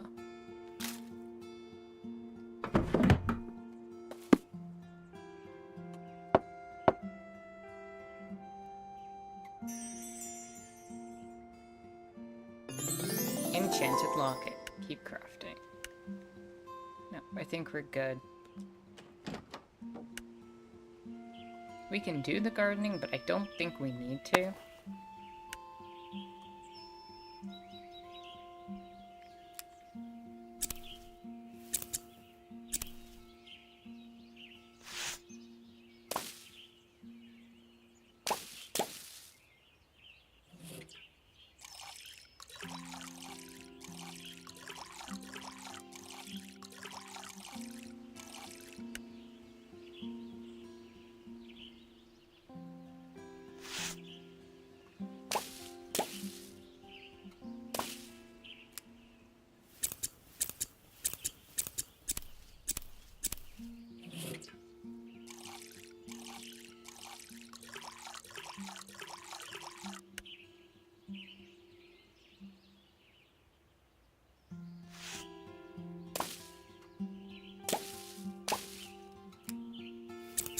I think what's been happening for me when it comes to the election stuff is I'm seeing the right-wingers kind of go in the direction that they're going because, you know,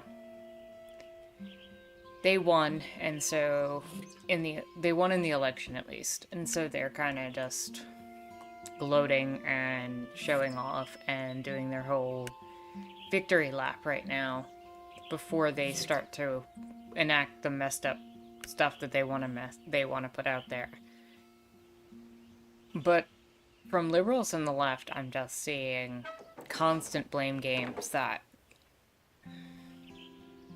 oh, it's the Dems' fault, it's this group's fault, it's that group's fault, if only this group of people did better, if only we appealed to men more, if only we did this more, and it's like,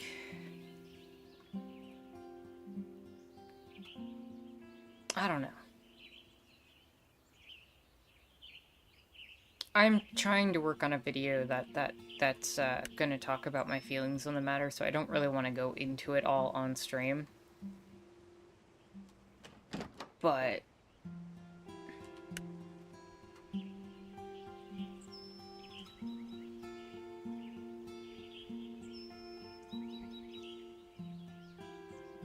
I mean, the fact of the matter is that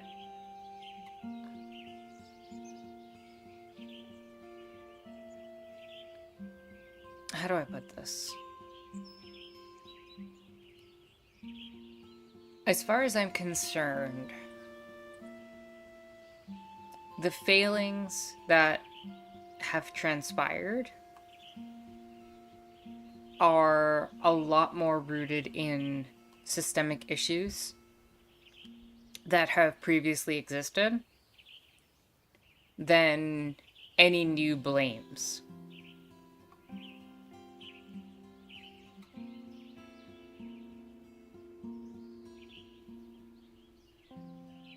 Merchant says, I just don't see why Harris can't be an absolutely perfect human.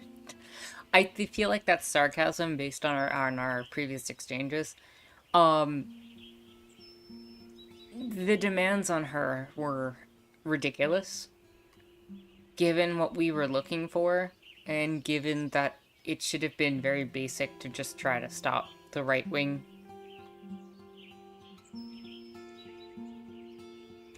And the blame throwing despite the fact that his win was ultimately very narrow. Yeah, I get that. He shouldn't have won at all. He shouldn't have won at all.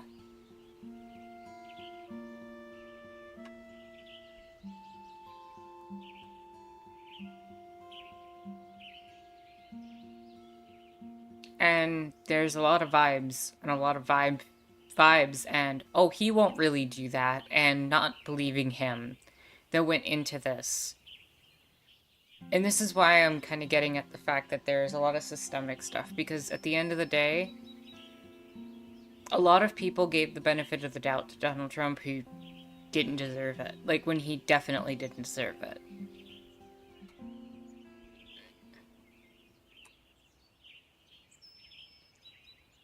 Oh, he won't include me on that. Yeah, he will.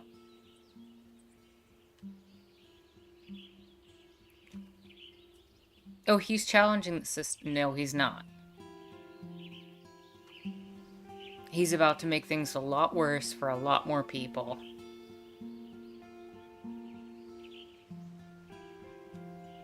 And I'm also still feeling a lot of frustration towards a lot of personal experiences I've had when it comes to all that, and just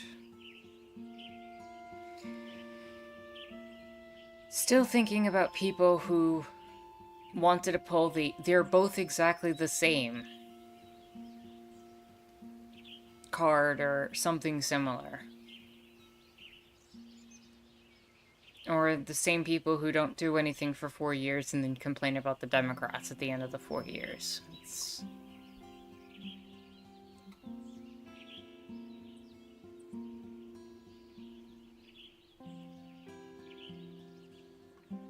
Merchant says, as someone largely unaffected by Trump, I don't see why we can't just let the Republicans run everything to the ground and then we can rebuild from there.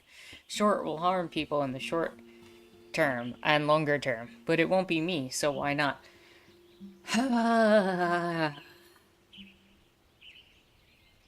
know you're being sarcastic, and I know you're kind of putting the voice to those people that I'm frustrated with. But that's almost exactly it. If things can burn to the ground in accelerationist fashion, I'm not going to be the first line of defense. I'm not going to be on the front lines, so screw everybody else who's going to be. I'm just being a mature adult, and sometimes we just gotta make the tough decisions. Yeah. Yeah. Oh man, I'm laughing because I don't know what else to say to that. Because that's the kind of attitude that I encountered a whole lot of. And it's like, it's gotta be nice. It's gotta be nice to be able to pretend that you're gonna be just fine. And that the people that, and ignore the fact that your neighbors, that women in your life, that um the trans people around you, that people of color around you were not sitting there literally screaming and crying about the fact that they're all gonna, be worried about being mass deported or having their rights further taken away, or that there might be more medical related deaths. Merchant says, leftists just need to understand the change they want to see won't happen overnight. Now, I've never met a leftist who said their goals can be met overnight, but that's not the point. Now, I may very well be directly impacted, but I'm a man and I would never show any hardship exchange for a mutual understanding of class struggle. Good lord. Merchants, if I didn't know that you were being you and kind of joking at this point, I would have been I would just be, like, livid at everything you're saying. Because that's basically what I've heard. Jaguar says, after Bush, more and more US folks just don't care about rights being taken away, and more about purity politics on the rise while folks suffer. For me, I feel like it's a lot of people got frustrated after Obama. A lot of people got duped by Obama. A lot of people looked at Obama and said, he's going to save us. He's going to fix racism. He's going to fix all the things. He's going to make the country beautiful. Like, finally, the first black president, so everything's going to be fixed. And I think a lot of people saw his term and saw how he reached across the aisle to Republicans and got slapped in the face so many times. And a lot of people got really disillusioned with how the Democrats basically handed power over to the Republicans again. And in that, I think you had a lot of left-leaning people who said elections are nonsense, the whole system is rigged, and they're not wrong per se, but there's also a level of reading the writings on the walls and understanding what the purpose of having that kind of election is for, and getting your personal frustrations out of it and using tactics to create easier outcomes. Not better outcomes, not good outcomes, not outcomes that are going to fix the military industrial media complex or all of that. It's not going to fix any of that. It's just about making it slightly easier to organize. What is going to keep more of our people safe? What is going to keep more of our people in a better set of circumstances? What is going to keep us relatively okay just long enough that we could potentially build something and work towards something? Why not give us 4 more years to fight? That's all I'm saying.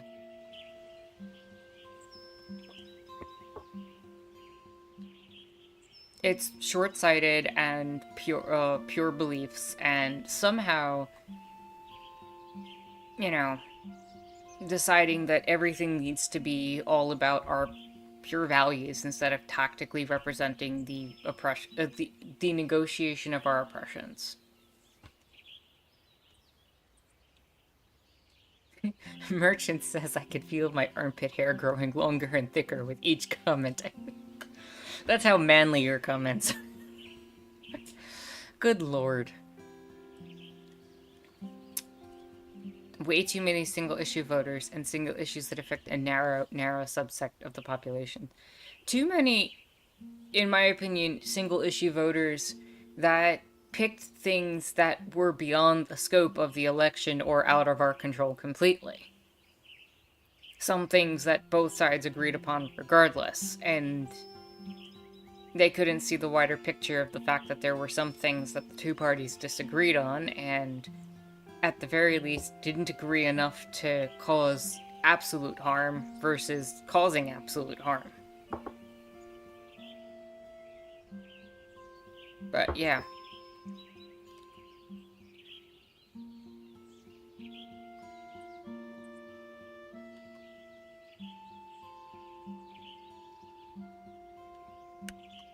Let's talk to Ruth. Let's give the besom to Ruth. I hope she likes it. I've never made something like this before for anyone else, or anything like this to begin with. You walk up to Ruth's office and knock on the door. Tara, hello, sorry. I'm about to head to a last-minute meeting. Is everything alright? Yeah. I just wanted to give you this. You hand Ruth the besom. She holds it tenderly in her hands. Tara, this is wonderful. What do I owe you for this? Oh, nothing. It's a gift. Well, a goodbye present, really. Since the festival's almost over and all. You can use it to cleanse energies from her room, and I figured you could take it with you on your travels. Of course I will. Oh goodness, I wish I didn't have this meeting. It seems so rude to just run off now. It's not a problem, really. I understand there's a lot to get done before the Floraria Festival. This is truly such a lovely gift. We've been very lucky to have you. Thanks. I should get running now, though. I can't wait for the harvest ritual you have planned for us. Time to check on Mel. I know I've said this before, but please let her be okay. You walk up to Mel's office. You see her sitting at her desk. She actually does seem... Tara, good to see you.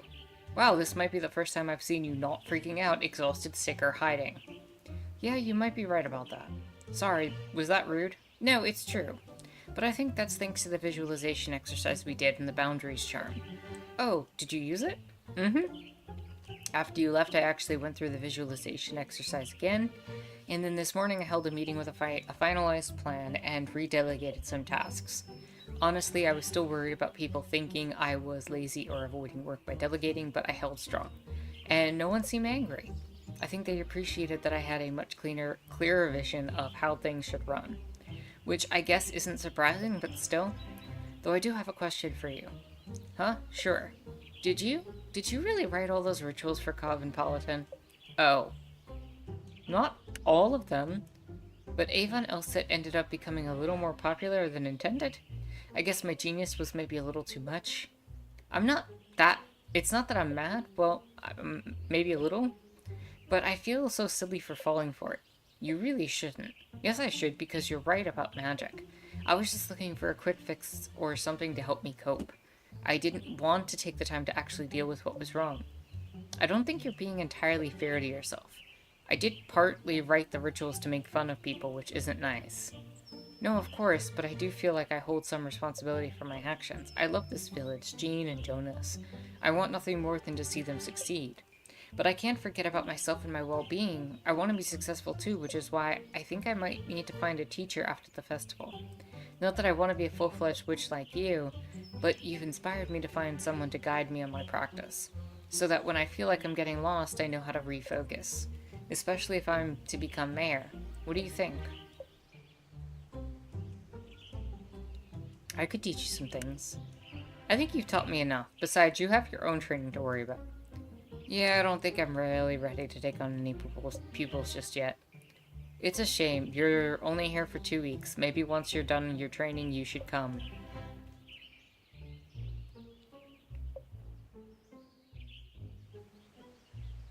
My next meeting. I'm so sorry, Tara, but I've got to run. Some things never change. Excuse me. Sorry. That came out of nowhere.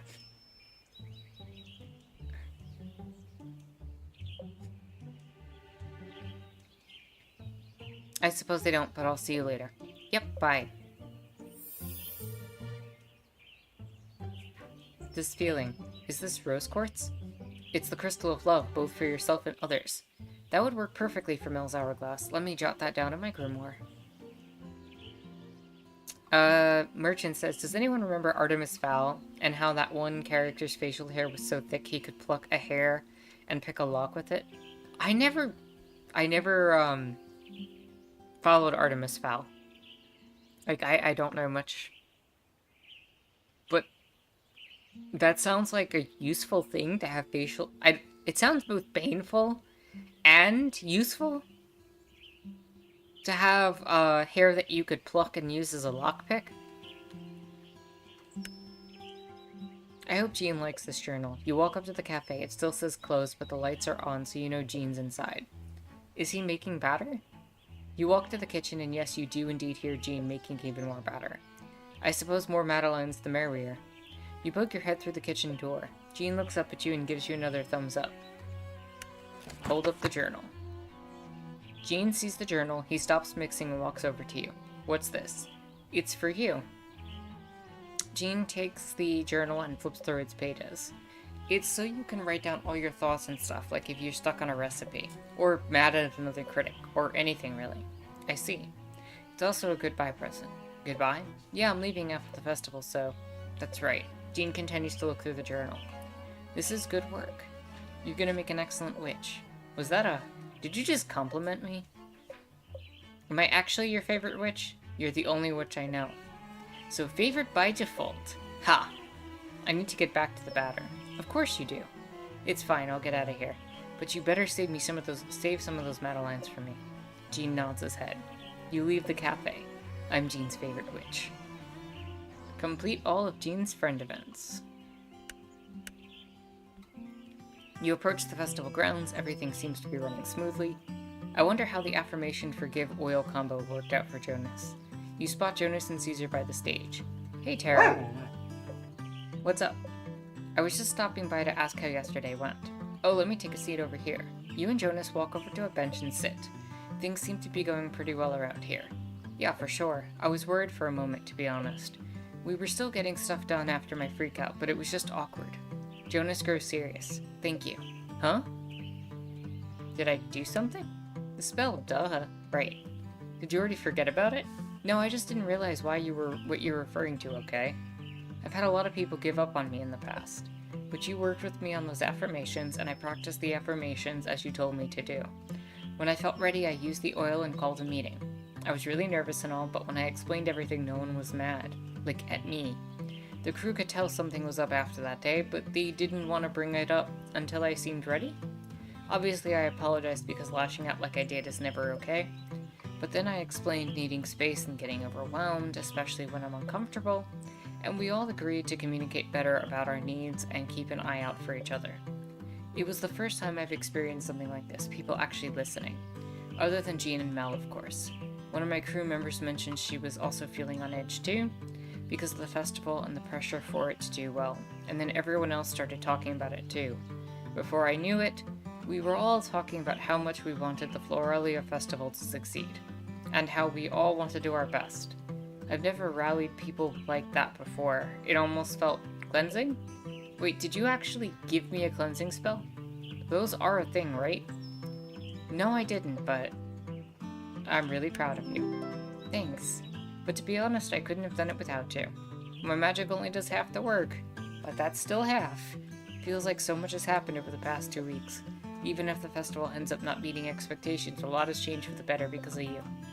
I know I've been better since meeting you. You're definitely becoming a better leader. We still have to see if I've become the better witch. All that's left is the festival. I keep thinking there's more, but there isn't.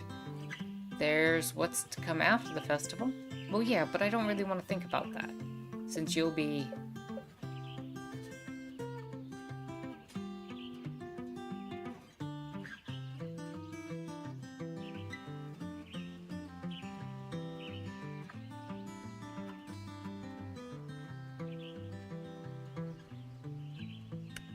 You're a good friend. You too. I guess I wish you get back to work. Don't want all your magic to go to waste. I should get going too. See you later. Yep, bye.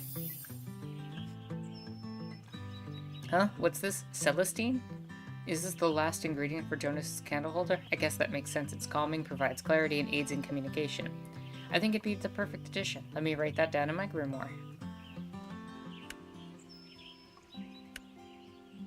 Time to give Devin this locket. I really hope they like it. You walk up to the music studio and knock on the door. Tara, I don't have a lot of time, but no worries. I just made you something. Devin holds up the locket. Wow, this is... Devin put on the locket. You said you wanted something to help you remember to stay calm, so I made this with you in mind. I hope you... I love it! Devin gives you a big hug. I wish I wasn't so busy with last-minute things, or else we could... It's alright, really. I'm definitely gonna wear this tomorrow, and the day after that, and the day after that. I'm glad you like it, but I'll let you get back to your work now. I've got to mentally prepare for tomorrow, too. Yeah, the harvest ritual, right? Yep. And then it all comes to a close. I'll see you around. I might have time before the festival to hang out if you want. I'll let you know. Bye. Well, they really like the locket. I'm glad I met Devin, but all things come to an end. And finally, Nisha? You walk up to the studio and knock on the door. I wonder if the tarot reading helped Nisha at all. Come in. You look around the studio. It looks like chaos, but not like fibbly-nibbly chaos. You seem like you're in a good mood. Pour myself some tea. Yeah, I've been figuring out that community mural idea I pitched at the full moon ritual. I think it'd really be great to have everyone in the village add something to the wall. Something to remind us that we're a community even when there isn't a festival. What do you think? I've never coordinated a community event before.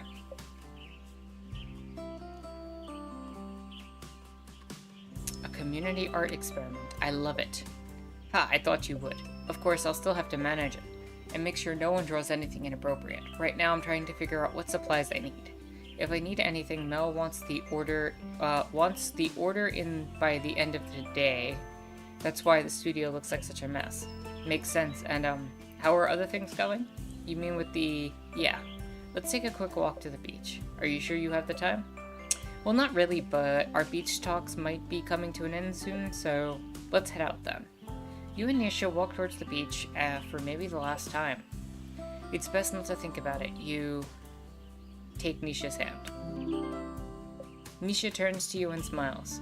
You walk the rest of the way to the beach feeling completely at peace. When you and Nisha get to the beach, you sit close together on some rocks. So the Fibbly Nibblies have been oddly quiet. I've been trying to talk to them. Not using magic or anything, more just thinking aloud so they can chime in if they want. Who knows, maybe after the last blow-up they exhausted themselves too. They could also be feeling guilty for the mess. That would be first, though you could be right. But I need them to respond to me if we're going to fix our relationship. But it feels great being this energized about art again. I wish I felt this way all the time. Don't we all? Right?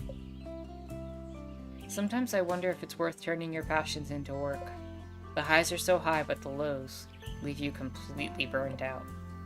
And then add spiteful spirits on top of it. That's not actually entirely fair. When I get home, I went instantly into push-away mode, which is why they acted poorly. It's hard to figure out the right thing to do when you're exhausted. At least the festival's almost here. Yeah, that'll be a lot off my mind for sure. These talks have been super helpful over the past few weeks too. I'm kinda gonna miss them. Only kinda? Okay, more than kinda. But we gotta keep our spirits up for the festival, right? Yeah, we do. Nisha stands up proudly and looks out towards the ocean. This festival is going to be a huge success. The Fibbly Nibblies and I are going to be friends again. Brian is going to travel the world finally, and Tara will become the most famous Von Teasel there ever was. I don't know about that last one, but I'll hopefully at least complete my training. I think I'm going to cut this beach chat a little short. I don't want my creative energy to go to waste. Neither do I. Good luck with the final preparations. You look out at the ocean. Our final beach chat, huh? Whatever this feeling is that I'm feeling right now, I'm not liking it very much. It's been nice getting to know Nisha these past few weeks. I wish there was something I could add to her teapot to help her. That's it. The citrine Ramsey gave me. Orange citrine helps with both clarity and manifestation. Yes, that'll be perfect. Just let me jot that down in my grimoire.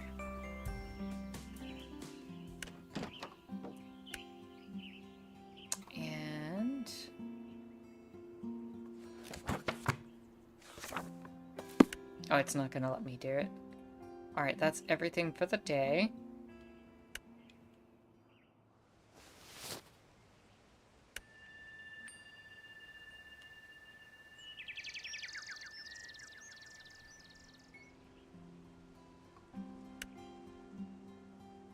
Now I should be able to make the next batch.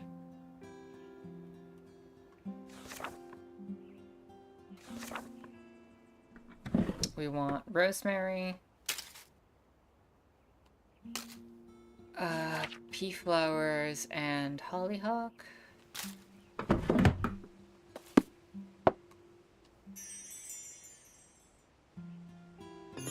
Enchanted hourglass. Next order, we want to enchant the candlestick. Which means we want chamomile, geranium, and hollyhock.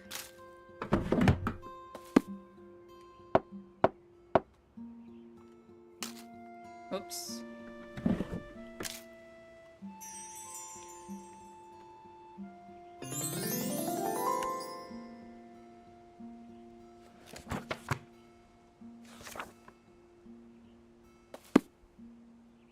For the enchanted teapot. Of course she wants a teapot.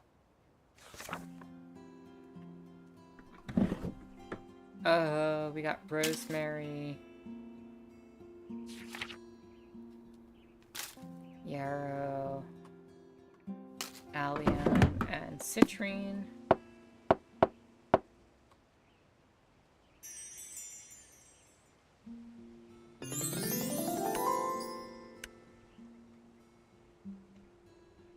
Give you a little snack.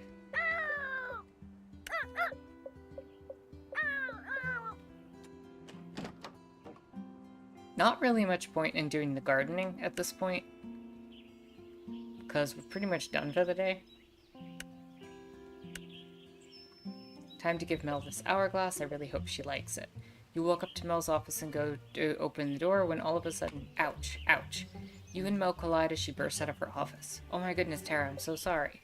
It's alright, I think I'll survive. I'm running to another meeting. Is there something you need? I have this for you. Tara, this is beautiful. Did you make this? Yeah, I decorated the hourglass with things that reminded me of you. It's supposed to help you make time to focus on yourself or whatever. I don't know what to say. That's okay. It's just a little gift, really. You know, for dealing with me these past 2 weeks. Let me put this on my desk. I'm so sorry I have to run. Don't worry, I know everyone's busy right now. I need to get ready for the harvest ritual too, so... Of course, we're all looking forward to it. See you at the festival. Yup, yup. fuck? Jonas? Time to give Jonas his candle holder. You see Jonas at the festival grounds. Things seem pretty hectic, but it's really coming together. Jonas? Tara, what's up? I don't have a lot of time right now. Not a problem. Just want to give you this. Wow, you sure this is for me? This is like really fancy. Do you like it? Oh, geez, yeah, of course. I just never owned something like this before. I don't have anything for you, though. Don't worry about it. I just thought it would be a nice souvenir so you don't forget about me. All the ingredients are things that came to me as we talked over the past few weeks. I figured I'd put them on a candle holder to use whenever you practice your affirmations. Or whenever really, I don't know, I just want to give you. Hey Tara, I really appreciate it, I really do. I'm glad. Jonas. Gotta go. Sorry for not having much time to chat. I might have a bit more time later, though. We should be wrapped up building everything by tonight. That's great. I'll see if I can stop by later then. Awesome. See you. Bye. And finally, Nisha. Alright, let's drop off this teapot. I really hope Nisha likes it. You walk up to the studio and knock on the door. Oh, Tara, I'm sorry, but I'm actually kind of busy right now. Oh? I just want to give you this. What is it? Do you like it? It's beautiful. You really didn't have to. It's partly a goodbye present, but also something to help you mend your relationship with the Fibbly Nibblies. I figured tea's a nice thing that brings people together. So whenever you're in the studio, you can make some for yourself and the Nibblies. Like an offering. Tara, I'm honestly speechless. Thank you so much. I'll let you get back to work now, though. Yeah, sorry, I'm so busy. I'll have a little more time later, though, if you want to talk again. Good luck with the final preparations. You too. Complete all Nisha's friend events. I think that's actually it for this day.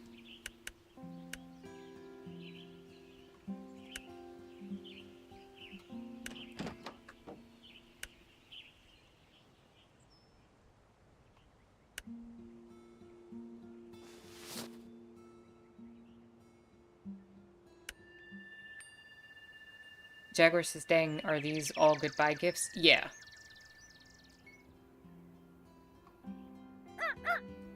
Do I have any plan for today? Not really, why? Caw. Yeah, I know the festival's tomorrow, but all we have to do is say some words. Not that I plan on just saying whatever, but still, we'll have to see just how much the village was able to pull everything together. Do I plan to go to the festival? I guess. I mean, I have to, for the ritual. That's not what you mean? Then what do you mean? Like for fun? That's a thing I can do, and I've never been to a festival before. Yeah, that sounds like fun. I should ask someone to go with me if I feel close enough to them. Like on a date? I guess I could do that, but I need to massively mentally prepare for that. What if they say no? Caw.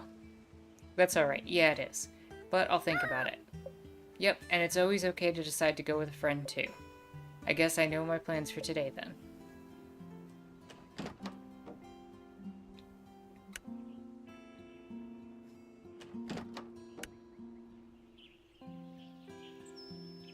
Yeah, that...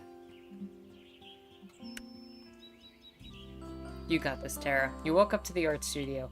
Tara, what brings you here? Everything okay? Come on, you can do it.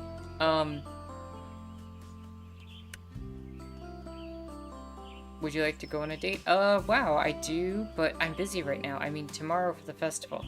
You were asking me to the festival? Of course, I was actually thinking about asking you too. Really? Somehow that makes me even more nervous than me asking you. Well, we'll have to go in the morning though, if that's alright. In the afternoon, I'll have to run the community art mural. Yeah, that's totally fine. I have to get ready for the ritual too. Great, so meet you at the festival grounds? Sure, see you then. I got a date! I've got a date! Just wait till I tell Ramsey.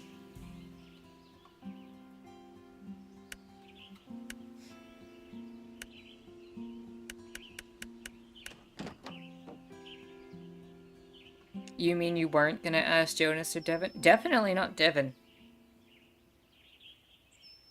I think Jonas stood a better chance.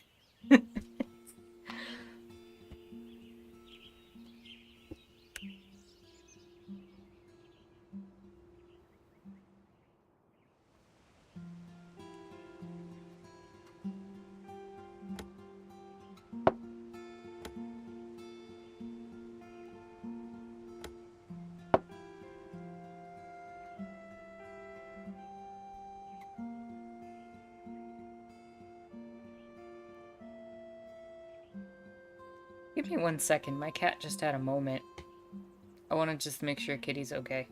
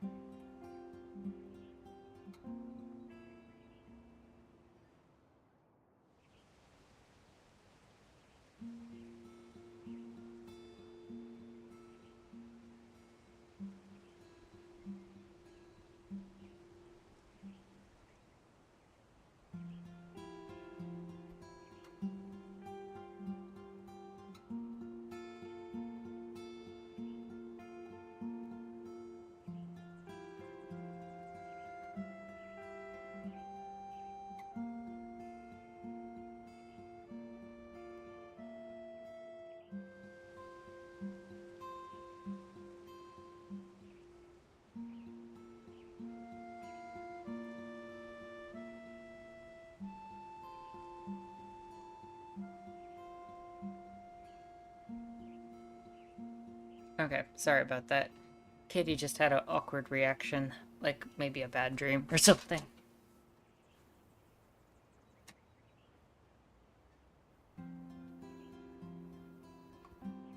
Alright, and we're back.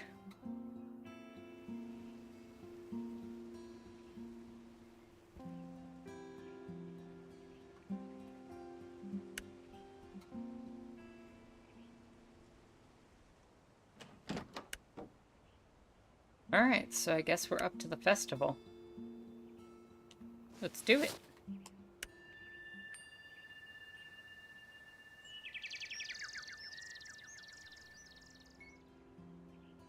Yeah, Kitty's okay. Today's the day, Ramsay. Time to see if all our hard work paid off. Caw-caw! I suppose this means it's our last day in Florida, too. Caw-caw. Yeah, I don't know how to feel. Getting back to my experiments will be good. Caw-caw! It is strange. I didn't think my time here would affect me so much. I can't believe it's only been 2 weeks. But we shouldn't be thinking about such sad things on a day like today, because I have a date with Nisha. My first date ever. And my last one. At least for a while. We go back to Grand Solitary Cottage. No thinking about that today, Ramsay. For today we have fun. And then perform a ritual, and then see if the Harvest Festival is a complete failure or not. Oh no, what have I gotten myself into? Caw. That's right, keep it together. Flora and my friends are depending on me. I guess that's all that's left is to head to the festival grounds at the town square.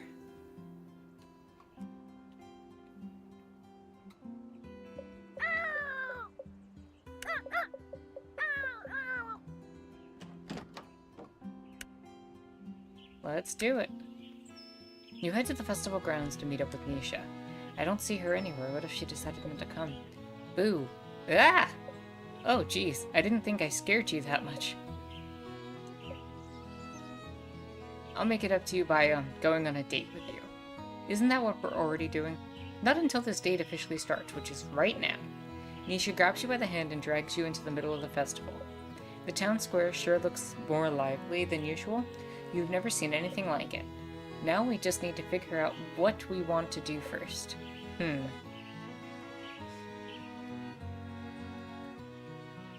Let's play games. You and Nisha run over to all the games. There are way too many to choose from. It's a lot of games. How do you play them? I've never played any games before. Let's start with the fishing one. It's pretty easy. You and Nisha fish for prizes. Both of you waste way too much money and walk away with nothing. What the heck? I think they made this harder since I was a kid. I really wanted to win you a souvenir, too. You see one of those shooting games. It's giving away giant stuffed bears to winners. Let's try a different game. How about that one?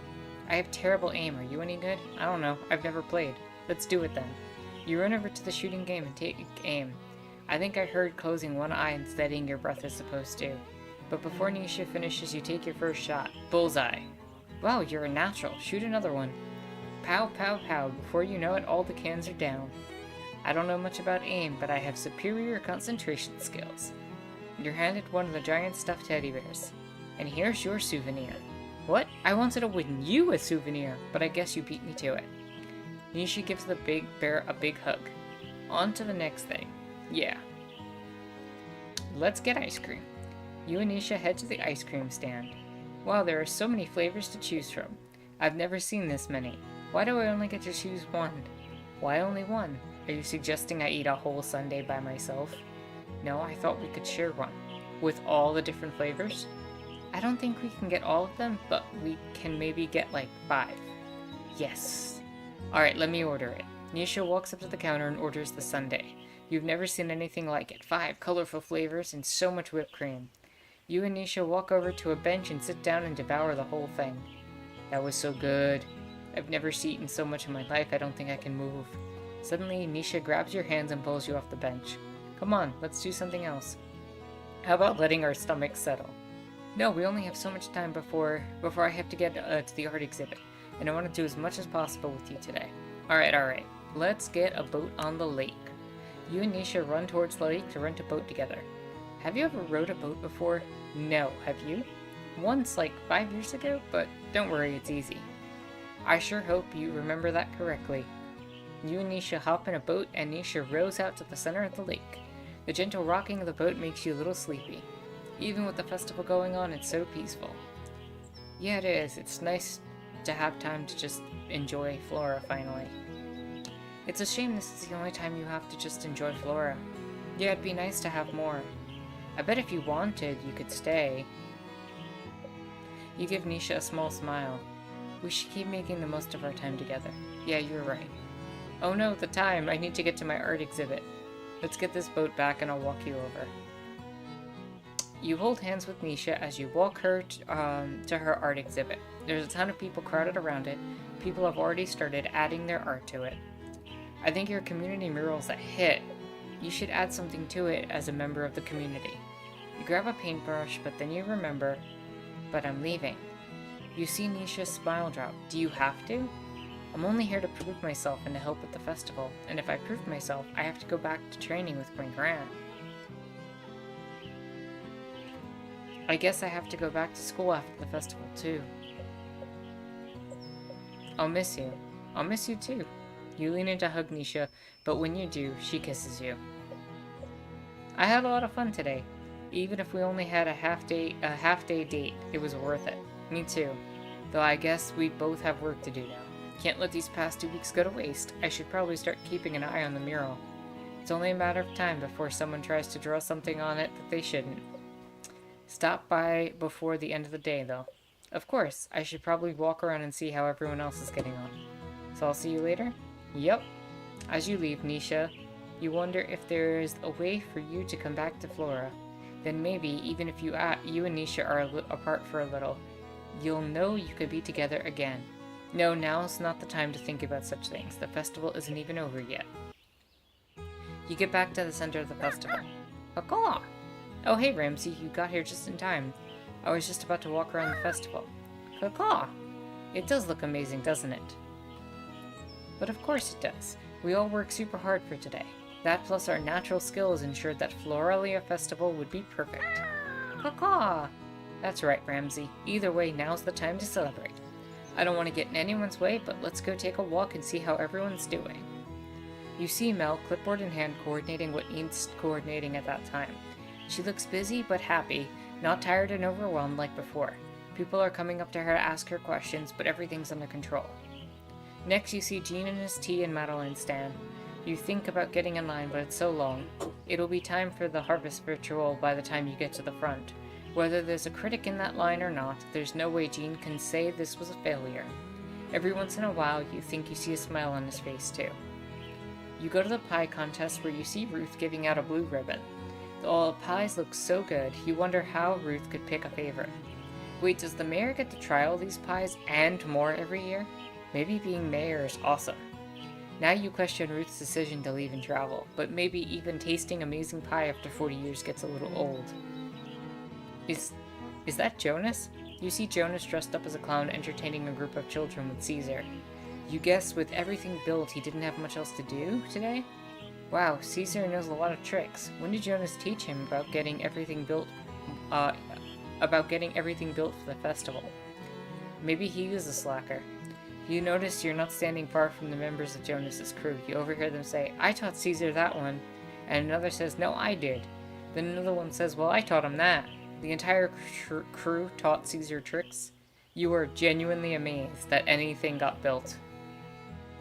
You wonder what's going on at the stage. A group of folk musicians is currently playing, but you don't see Devin. You walk around back and see another group of musicians carting around them. Devin has some sheet music in their hand, and they're going over it with the musicians. You see a schedule of performers stapled to the back of the stage. The list is so long and so varied. Did Mel and Devin coordinate all this? Devin doesn't even look like they want to run away from the group of musicians around them. Every once in a while you see Devin reach up and touch the locket you gave them. Devin must be working some good magic with it. Looks like the festival's already a success, and I'm not even sure the village needs my blessing. You hear the clock strike. Caw-caw! Yep, that's our signal. Time for the harvest ritual. The last thing I have to do here in Flora. You head to the main square of the festival just as the villagers finish the altar. You can sense feelings of hope and joy radiating from the local craftspeople and farmers. Do you think this is enough for the ritual? Caw-caw! Agreed, I think it's more than enough. This is incredible. I've never seen such an abundant harvest altar. Whoa, what kind of jam is that? Caw-caw! Right, we feast after the ritual. Everyone felt inspired this year. Perhaps you had something to do with it. See, I'm not lazy. I'm joking, sort of. But I'm not taking credit for all this. Everything here took longer than 2 weeks to prepare.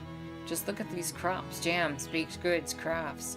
And then together we figured out how to bring everyone and everything together again. Shall we get started? You take a deep breath. You guess this is it. Let's do this. You take a few steps back and put your hands out. Now everyone, I want you to make a circle and hold hands. It's time to begin our harvest ritual. All the villagers gather around and take each other's hands.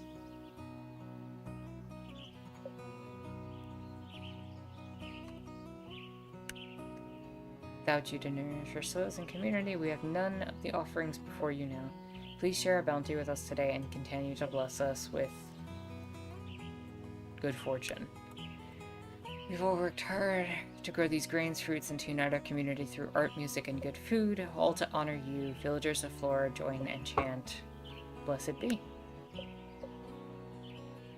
Now to close this rite, let us feast in the presence of our goddess.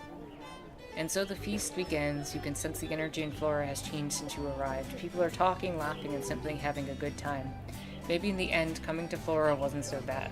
You're sad to leave, but you're glad to go with a sense of accomplishment. But still, you wish you didn't have to go.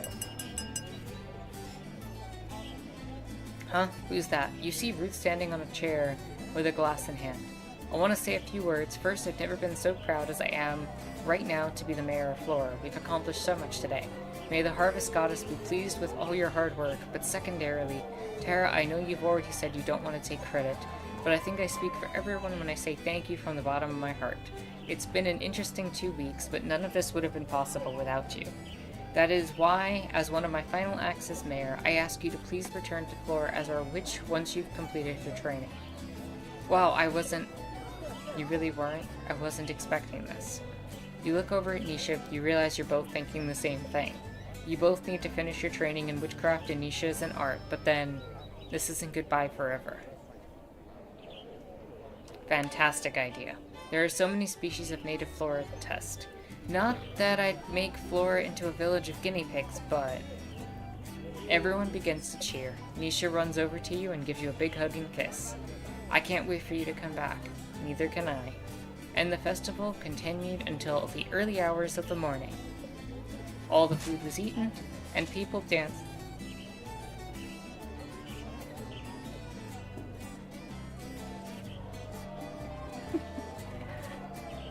Pat, what are you doing?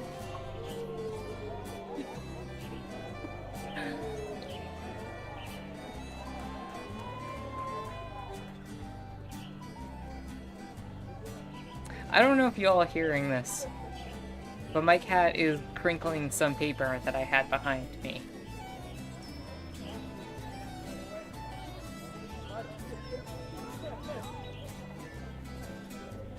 All the food was eaten and people danced until they could dance no more. It was almost time to catch your train home when you got home. You're glad you didn't have any time for sorrowful goodbyes. They were unnecessary anyway. You know you'd be back someday. You went through a lot during your time in Flora. You were desperate to prove yourself as a witch at first. But then you made friends and joined a community, and you realized that there was nothing to prove. And everyone else in the village realized the strength of a community and themselves too. Nisha will now find strength and creativity in her relationship with the Fibbly Nibblies instead of keeping them and her true self at a distance. Devon might not want to be a rock star, but that doesn't make them any less of a musician. Perhaps Devon not forcing themselves to be something they're not will also make it easier for them to make new friends.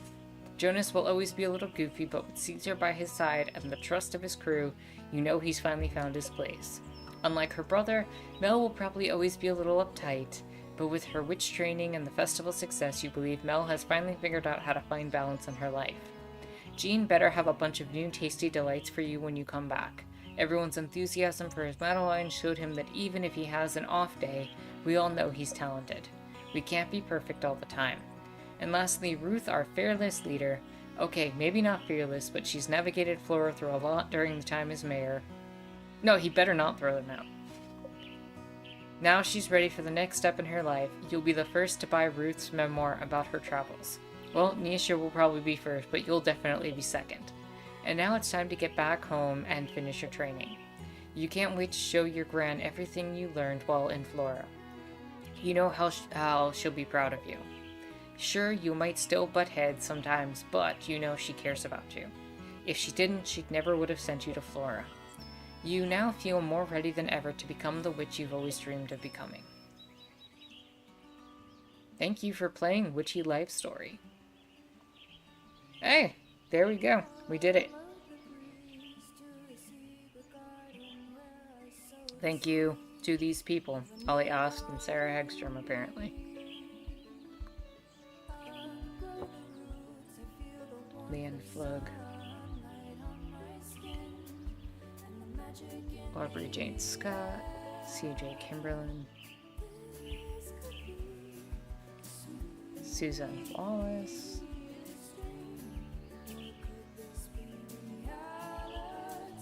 Taylor Ambrosia Wood.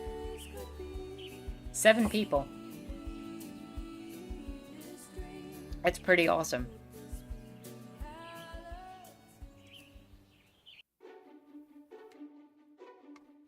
And that's it. That is Witchy Life Story. There's an endless mode. I don't know what that means. If I hit continue, what happens? I'm just curious.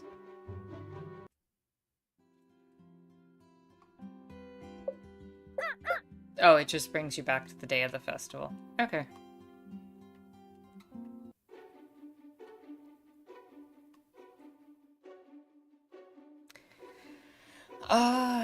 So I think I kind of want to just call it here. I think next time we load into Staxel and then start our next game, it's a game that was donated. Let me see if I can maybe pull up a trailer for it, if that's feasible. If my computer will actually let me do that.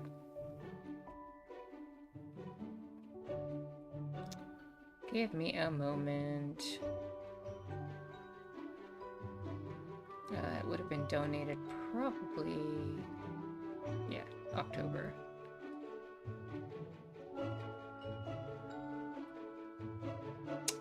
Game is Velvedek.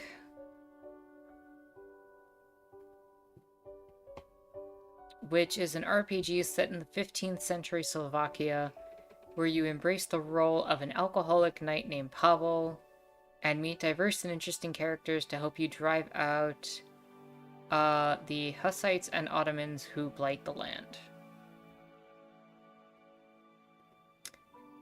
So we can check it out, and basically it's an alternate history of the Slavic Highlands.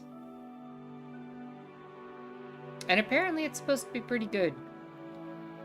It's gotten some positive reviews from some leftists, I think, if I recall correctly.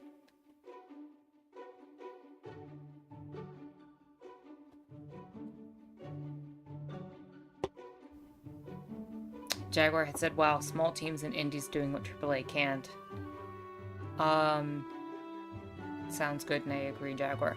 Yeah, I mean, the thing is indie developers seem to be more focused on creating experiences in games that are unique, and they're willing to try things, and they're willing to experiment, and bring out their own vision for games.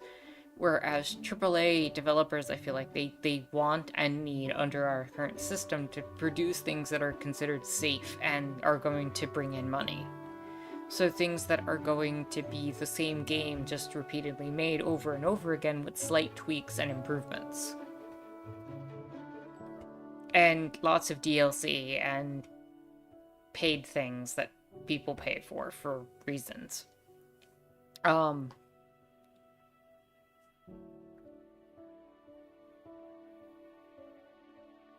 But I think that there's a lot of heart in games like this one.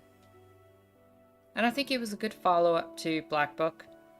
And it kind of led into, like, the whole Harvest Festival thing, so that kind of brought us into, like, the Thanksgiving season pretty well for those of us in the US. I'm just trying to see... Hold on. We have 1 Sunday, 2 Sunday, 3 Sunday. I just want to make sure how long Belvedere is supposed to be.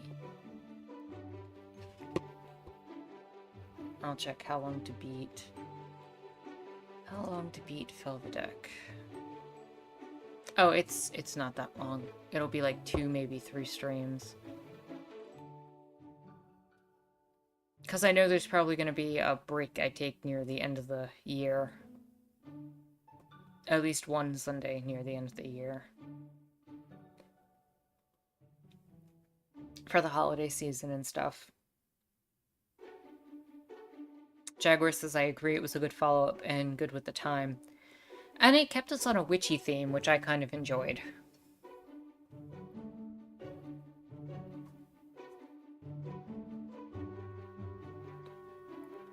And it was so cute and cozy, I really liked the game. I mean, it had some good witchy elements, which I completely appreciated. Especially given my own background and stuff. And it was just kind of a nice journey. It was chill. It was fun. I'm glad Devin stopped being as annoying. So.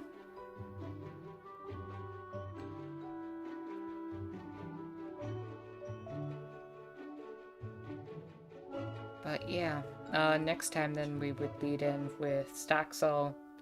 I gotta figure out what to make for the end of this game. Maybe I can even just make that teapot. I don't know. We'll see. And figure out what the heck to make for Belvedere. I have no idea what to use for this. I'm also gonna be honest. 15th century Slovakia is not exactly my forte in terms of historical narrative, so might need to do some research ahead of time to fully grasp what the game is trying to tell us.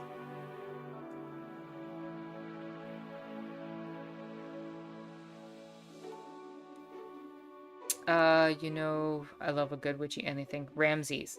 Or a Madeline. Ramses is actually probably a good one. I could probably build Ramses. Ramses makes a lot of sense. Truthfully. But I don't know what to make for Belvedere, so we can just do both of those at the beginning of next stream.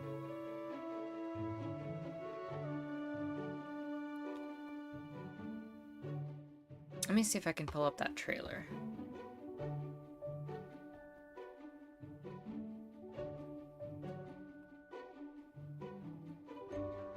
Got that.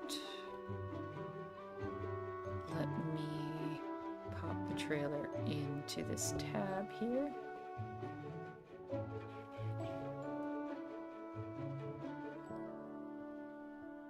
And let me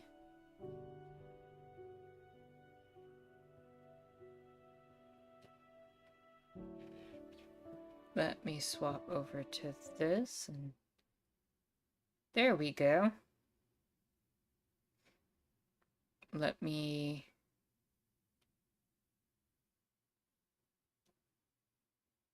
close Witchy Life Story in the background. Pop desktop audio on. Alright, I think we're good. Y'all seeing the stream? You're all seeing the video? And can you hear it?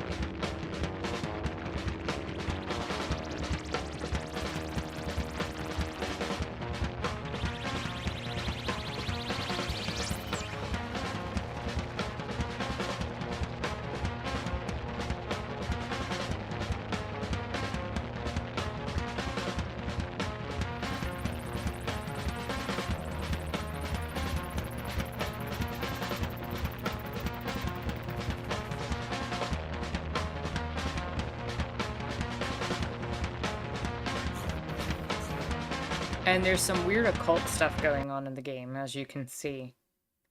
That is like happening behind the scenes. It kind of reminds me a little bit of Earthbound, especially with that background and the way that the battles are happening.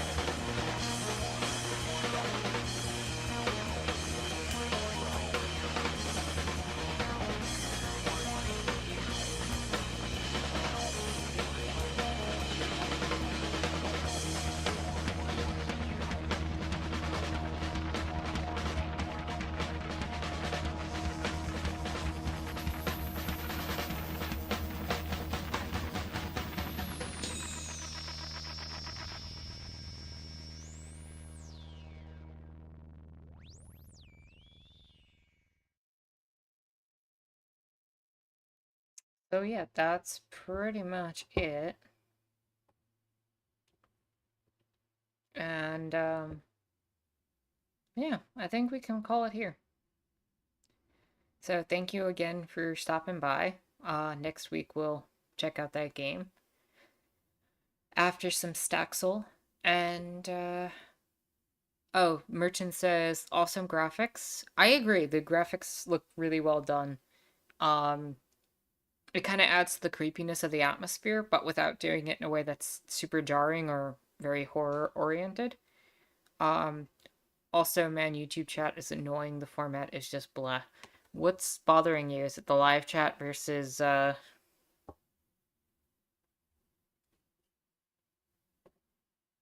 top chat stuff?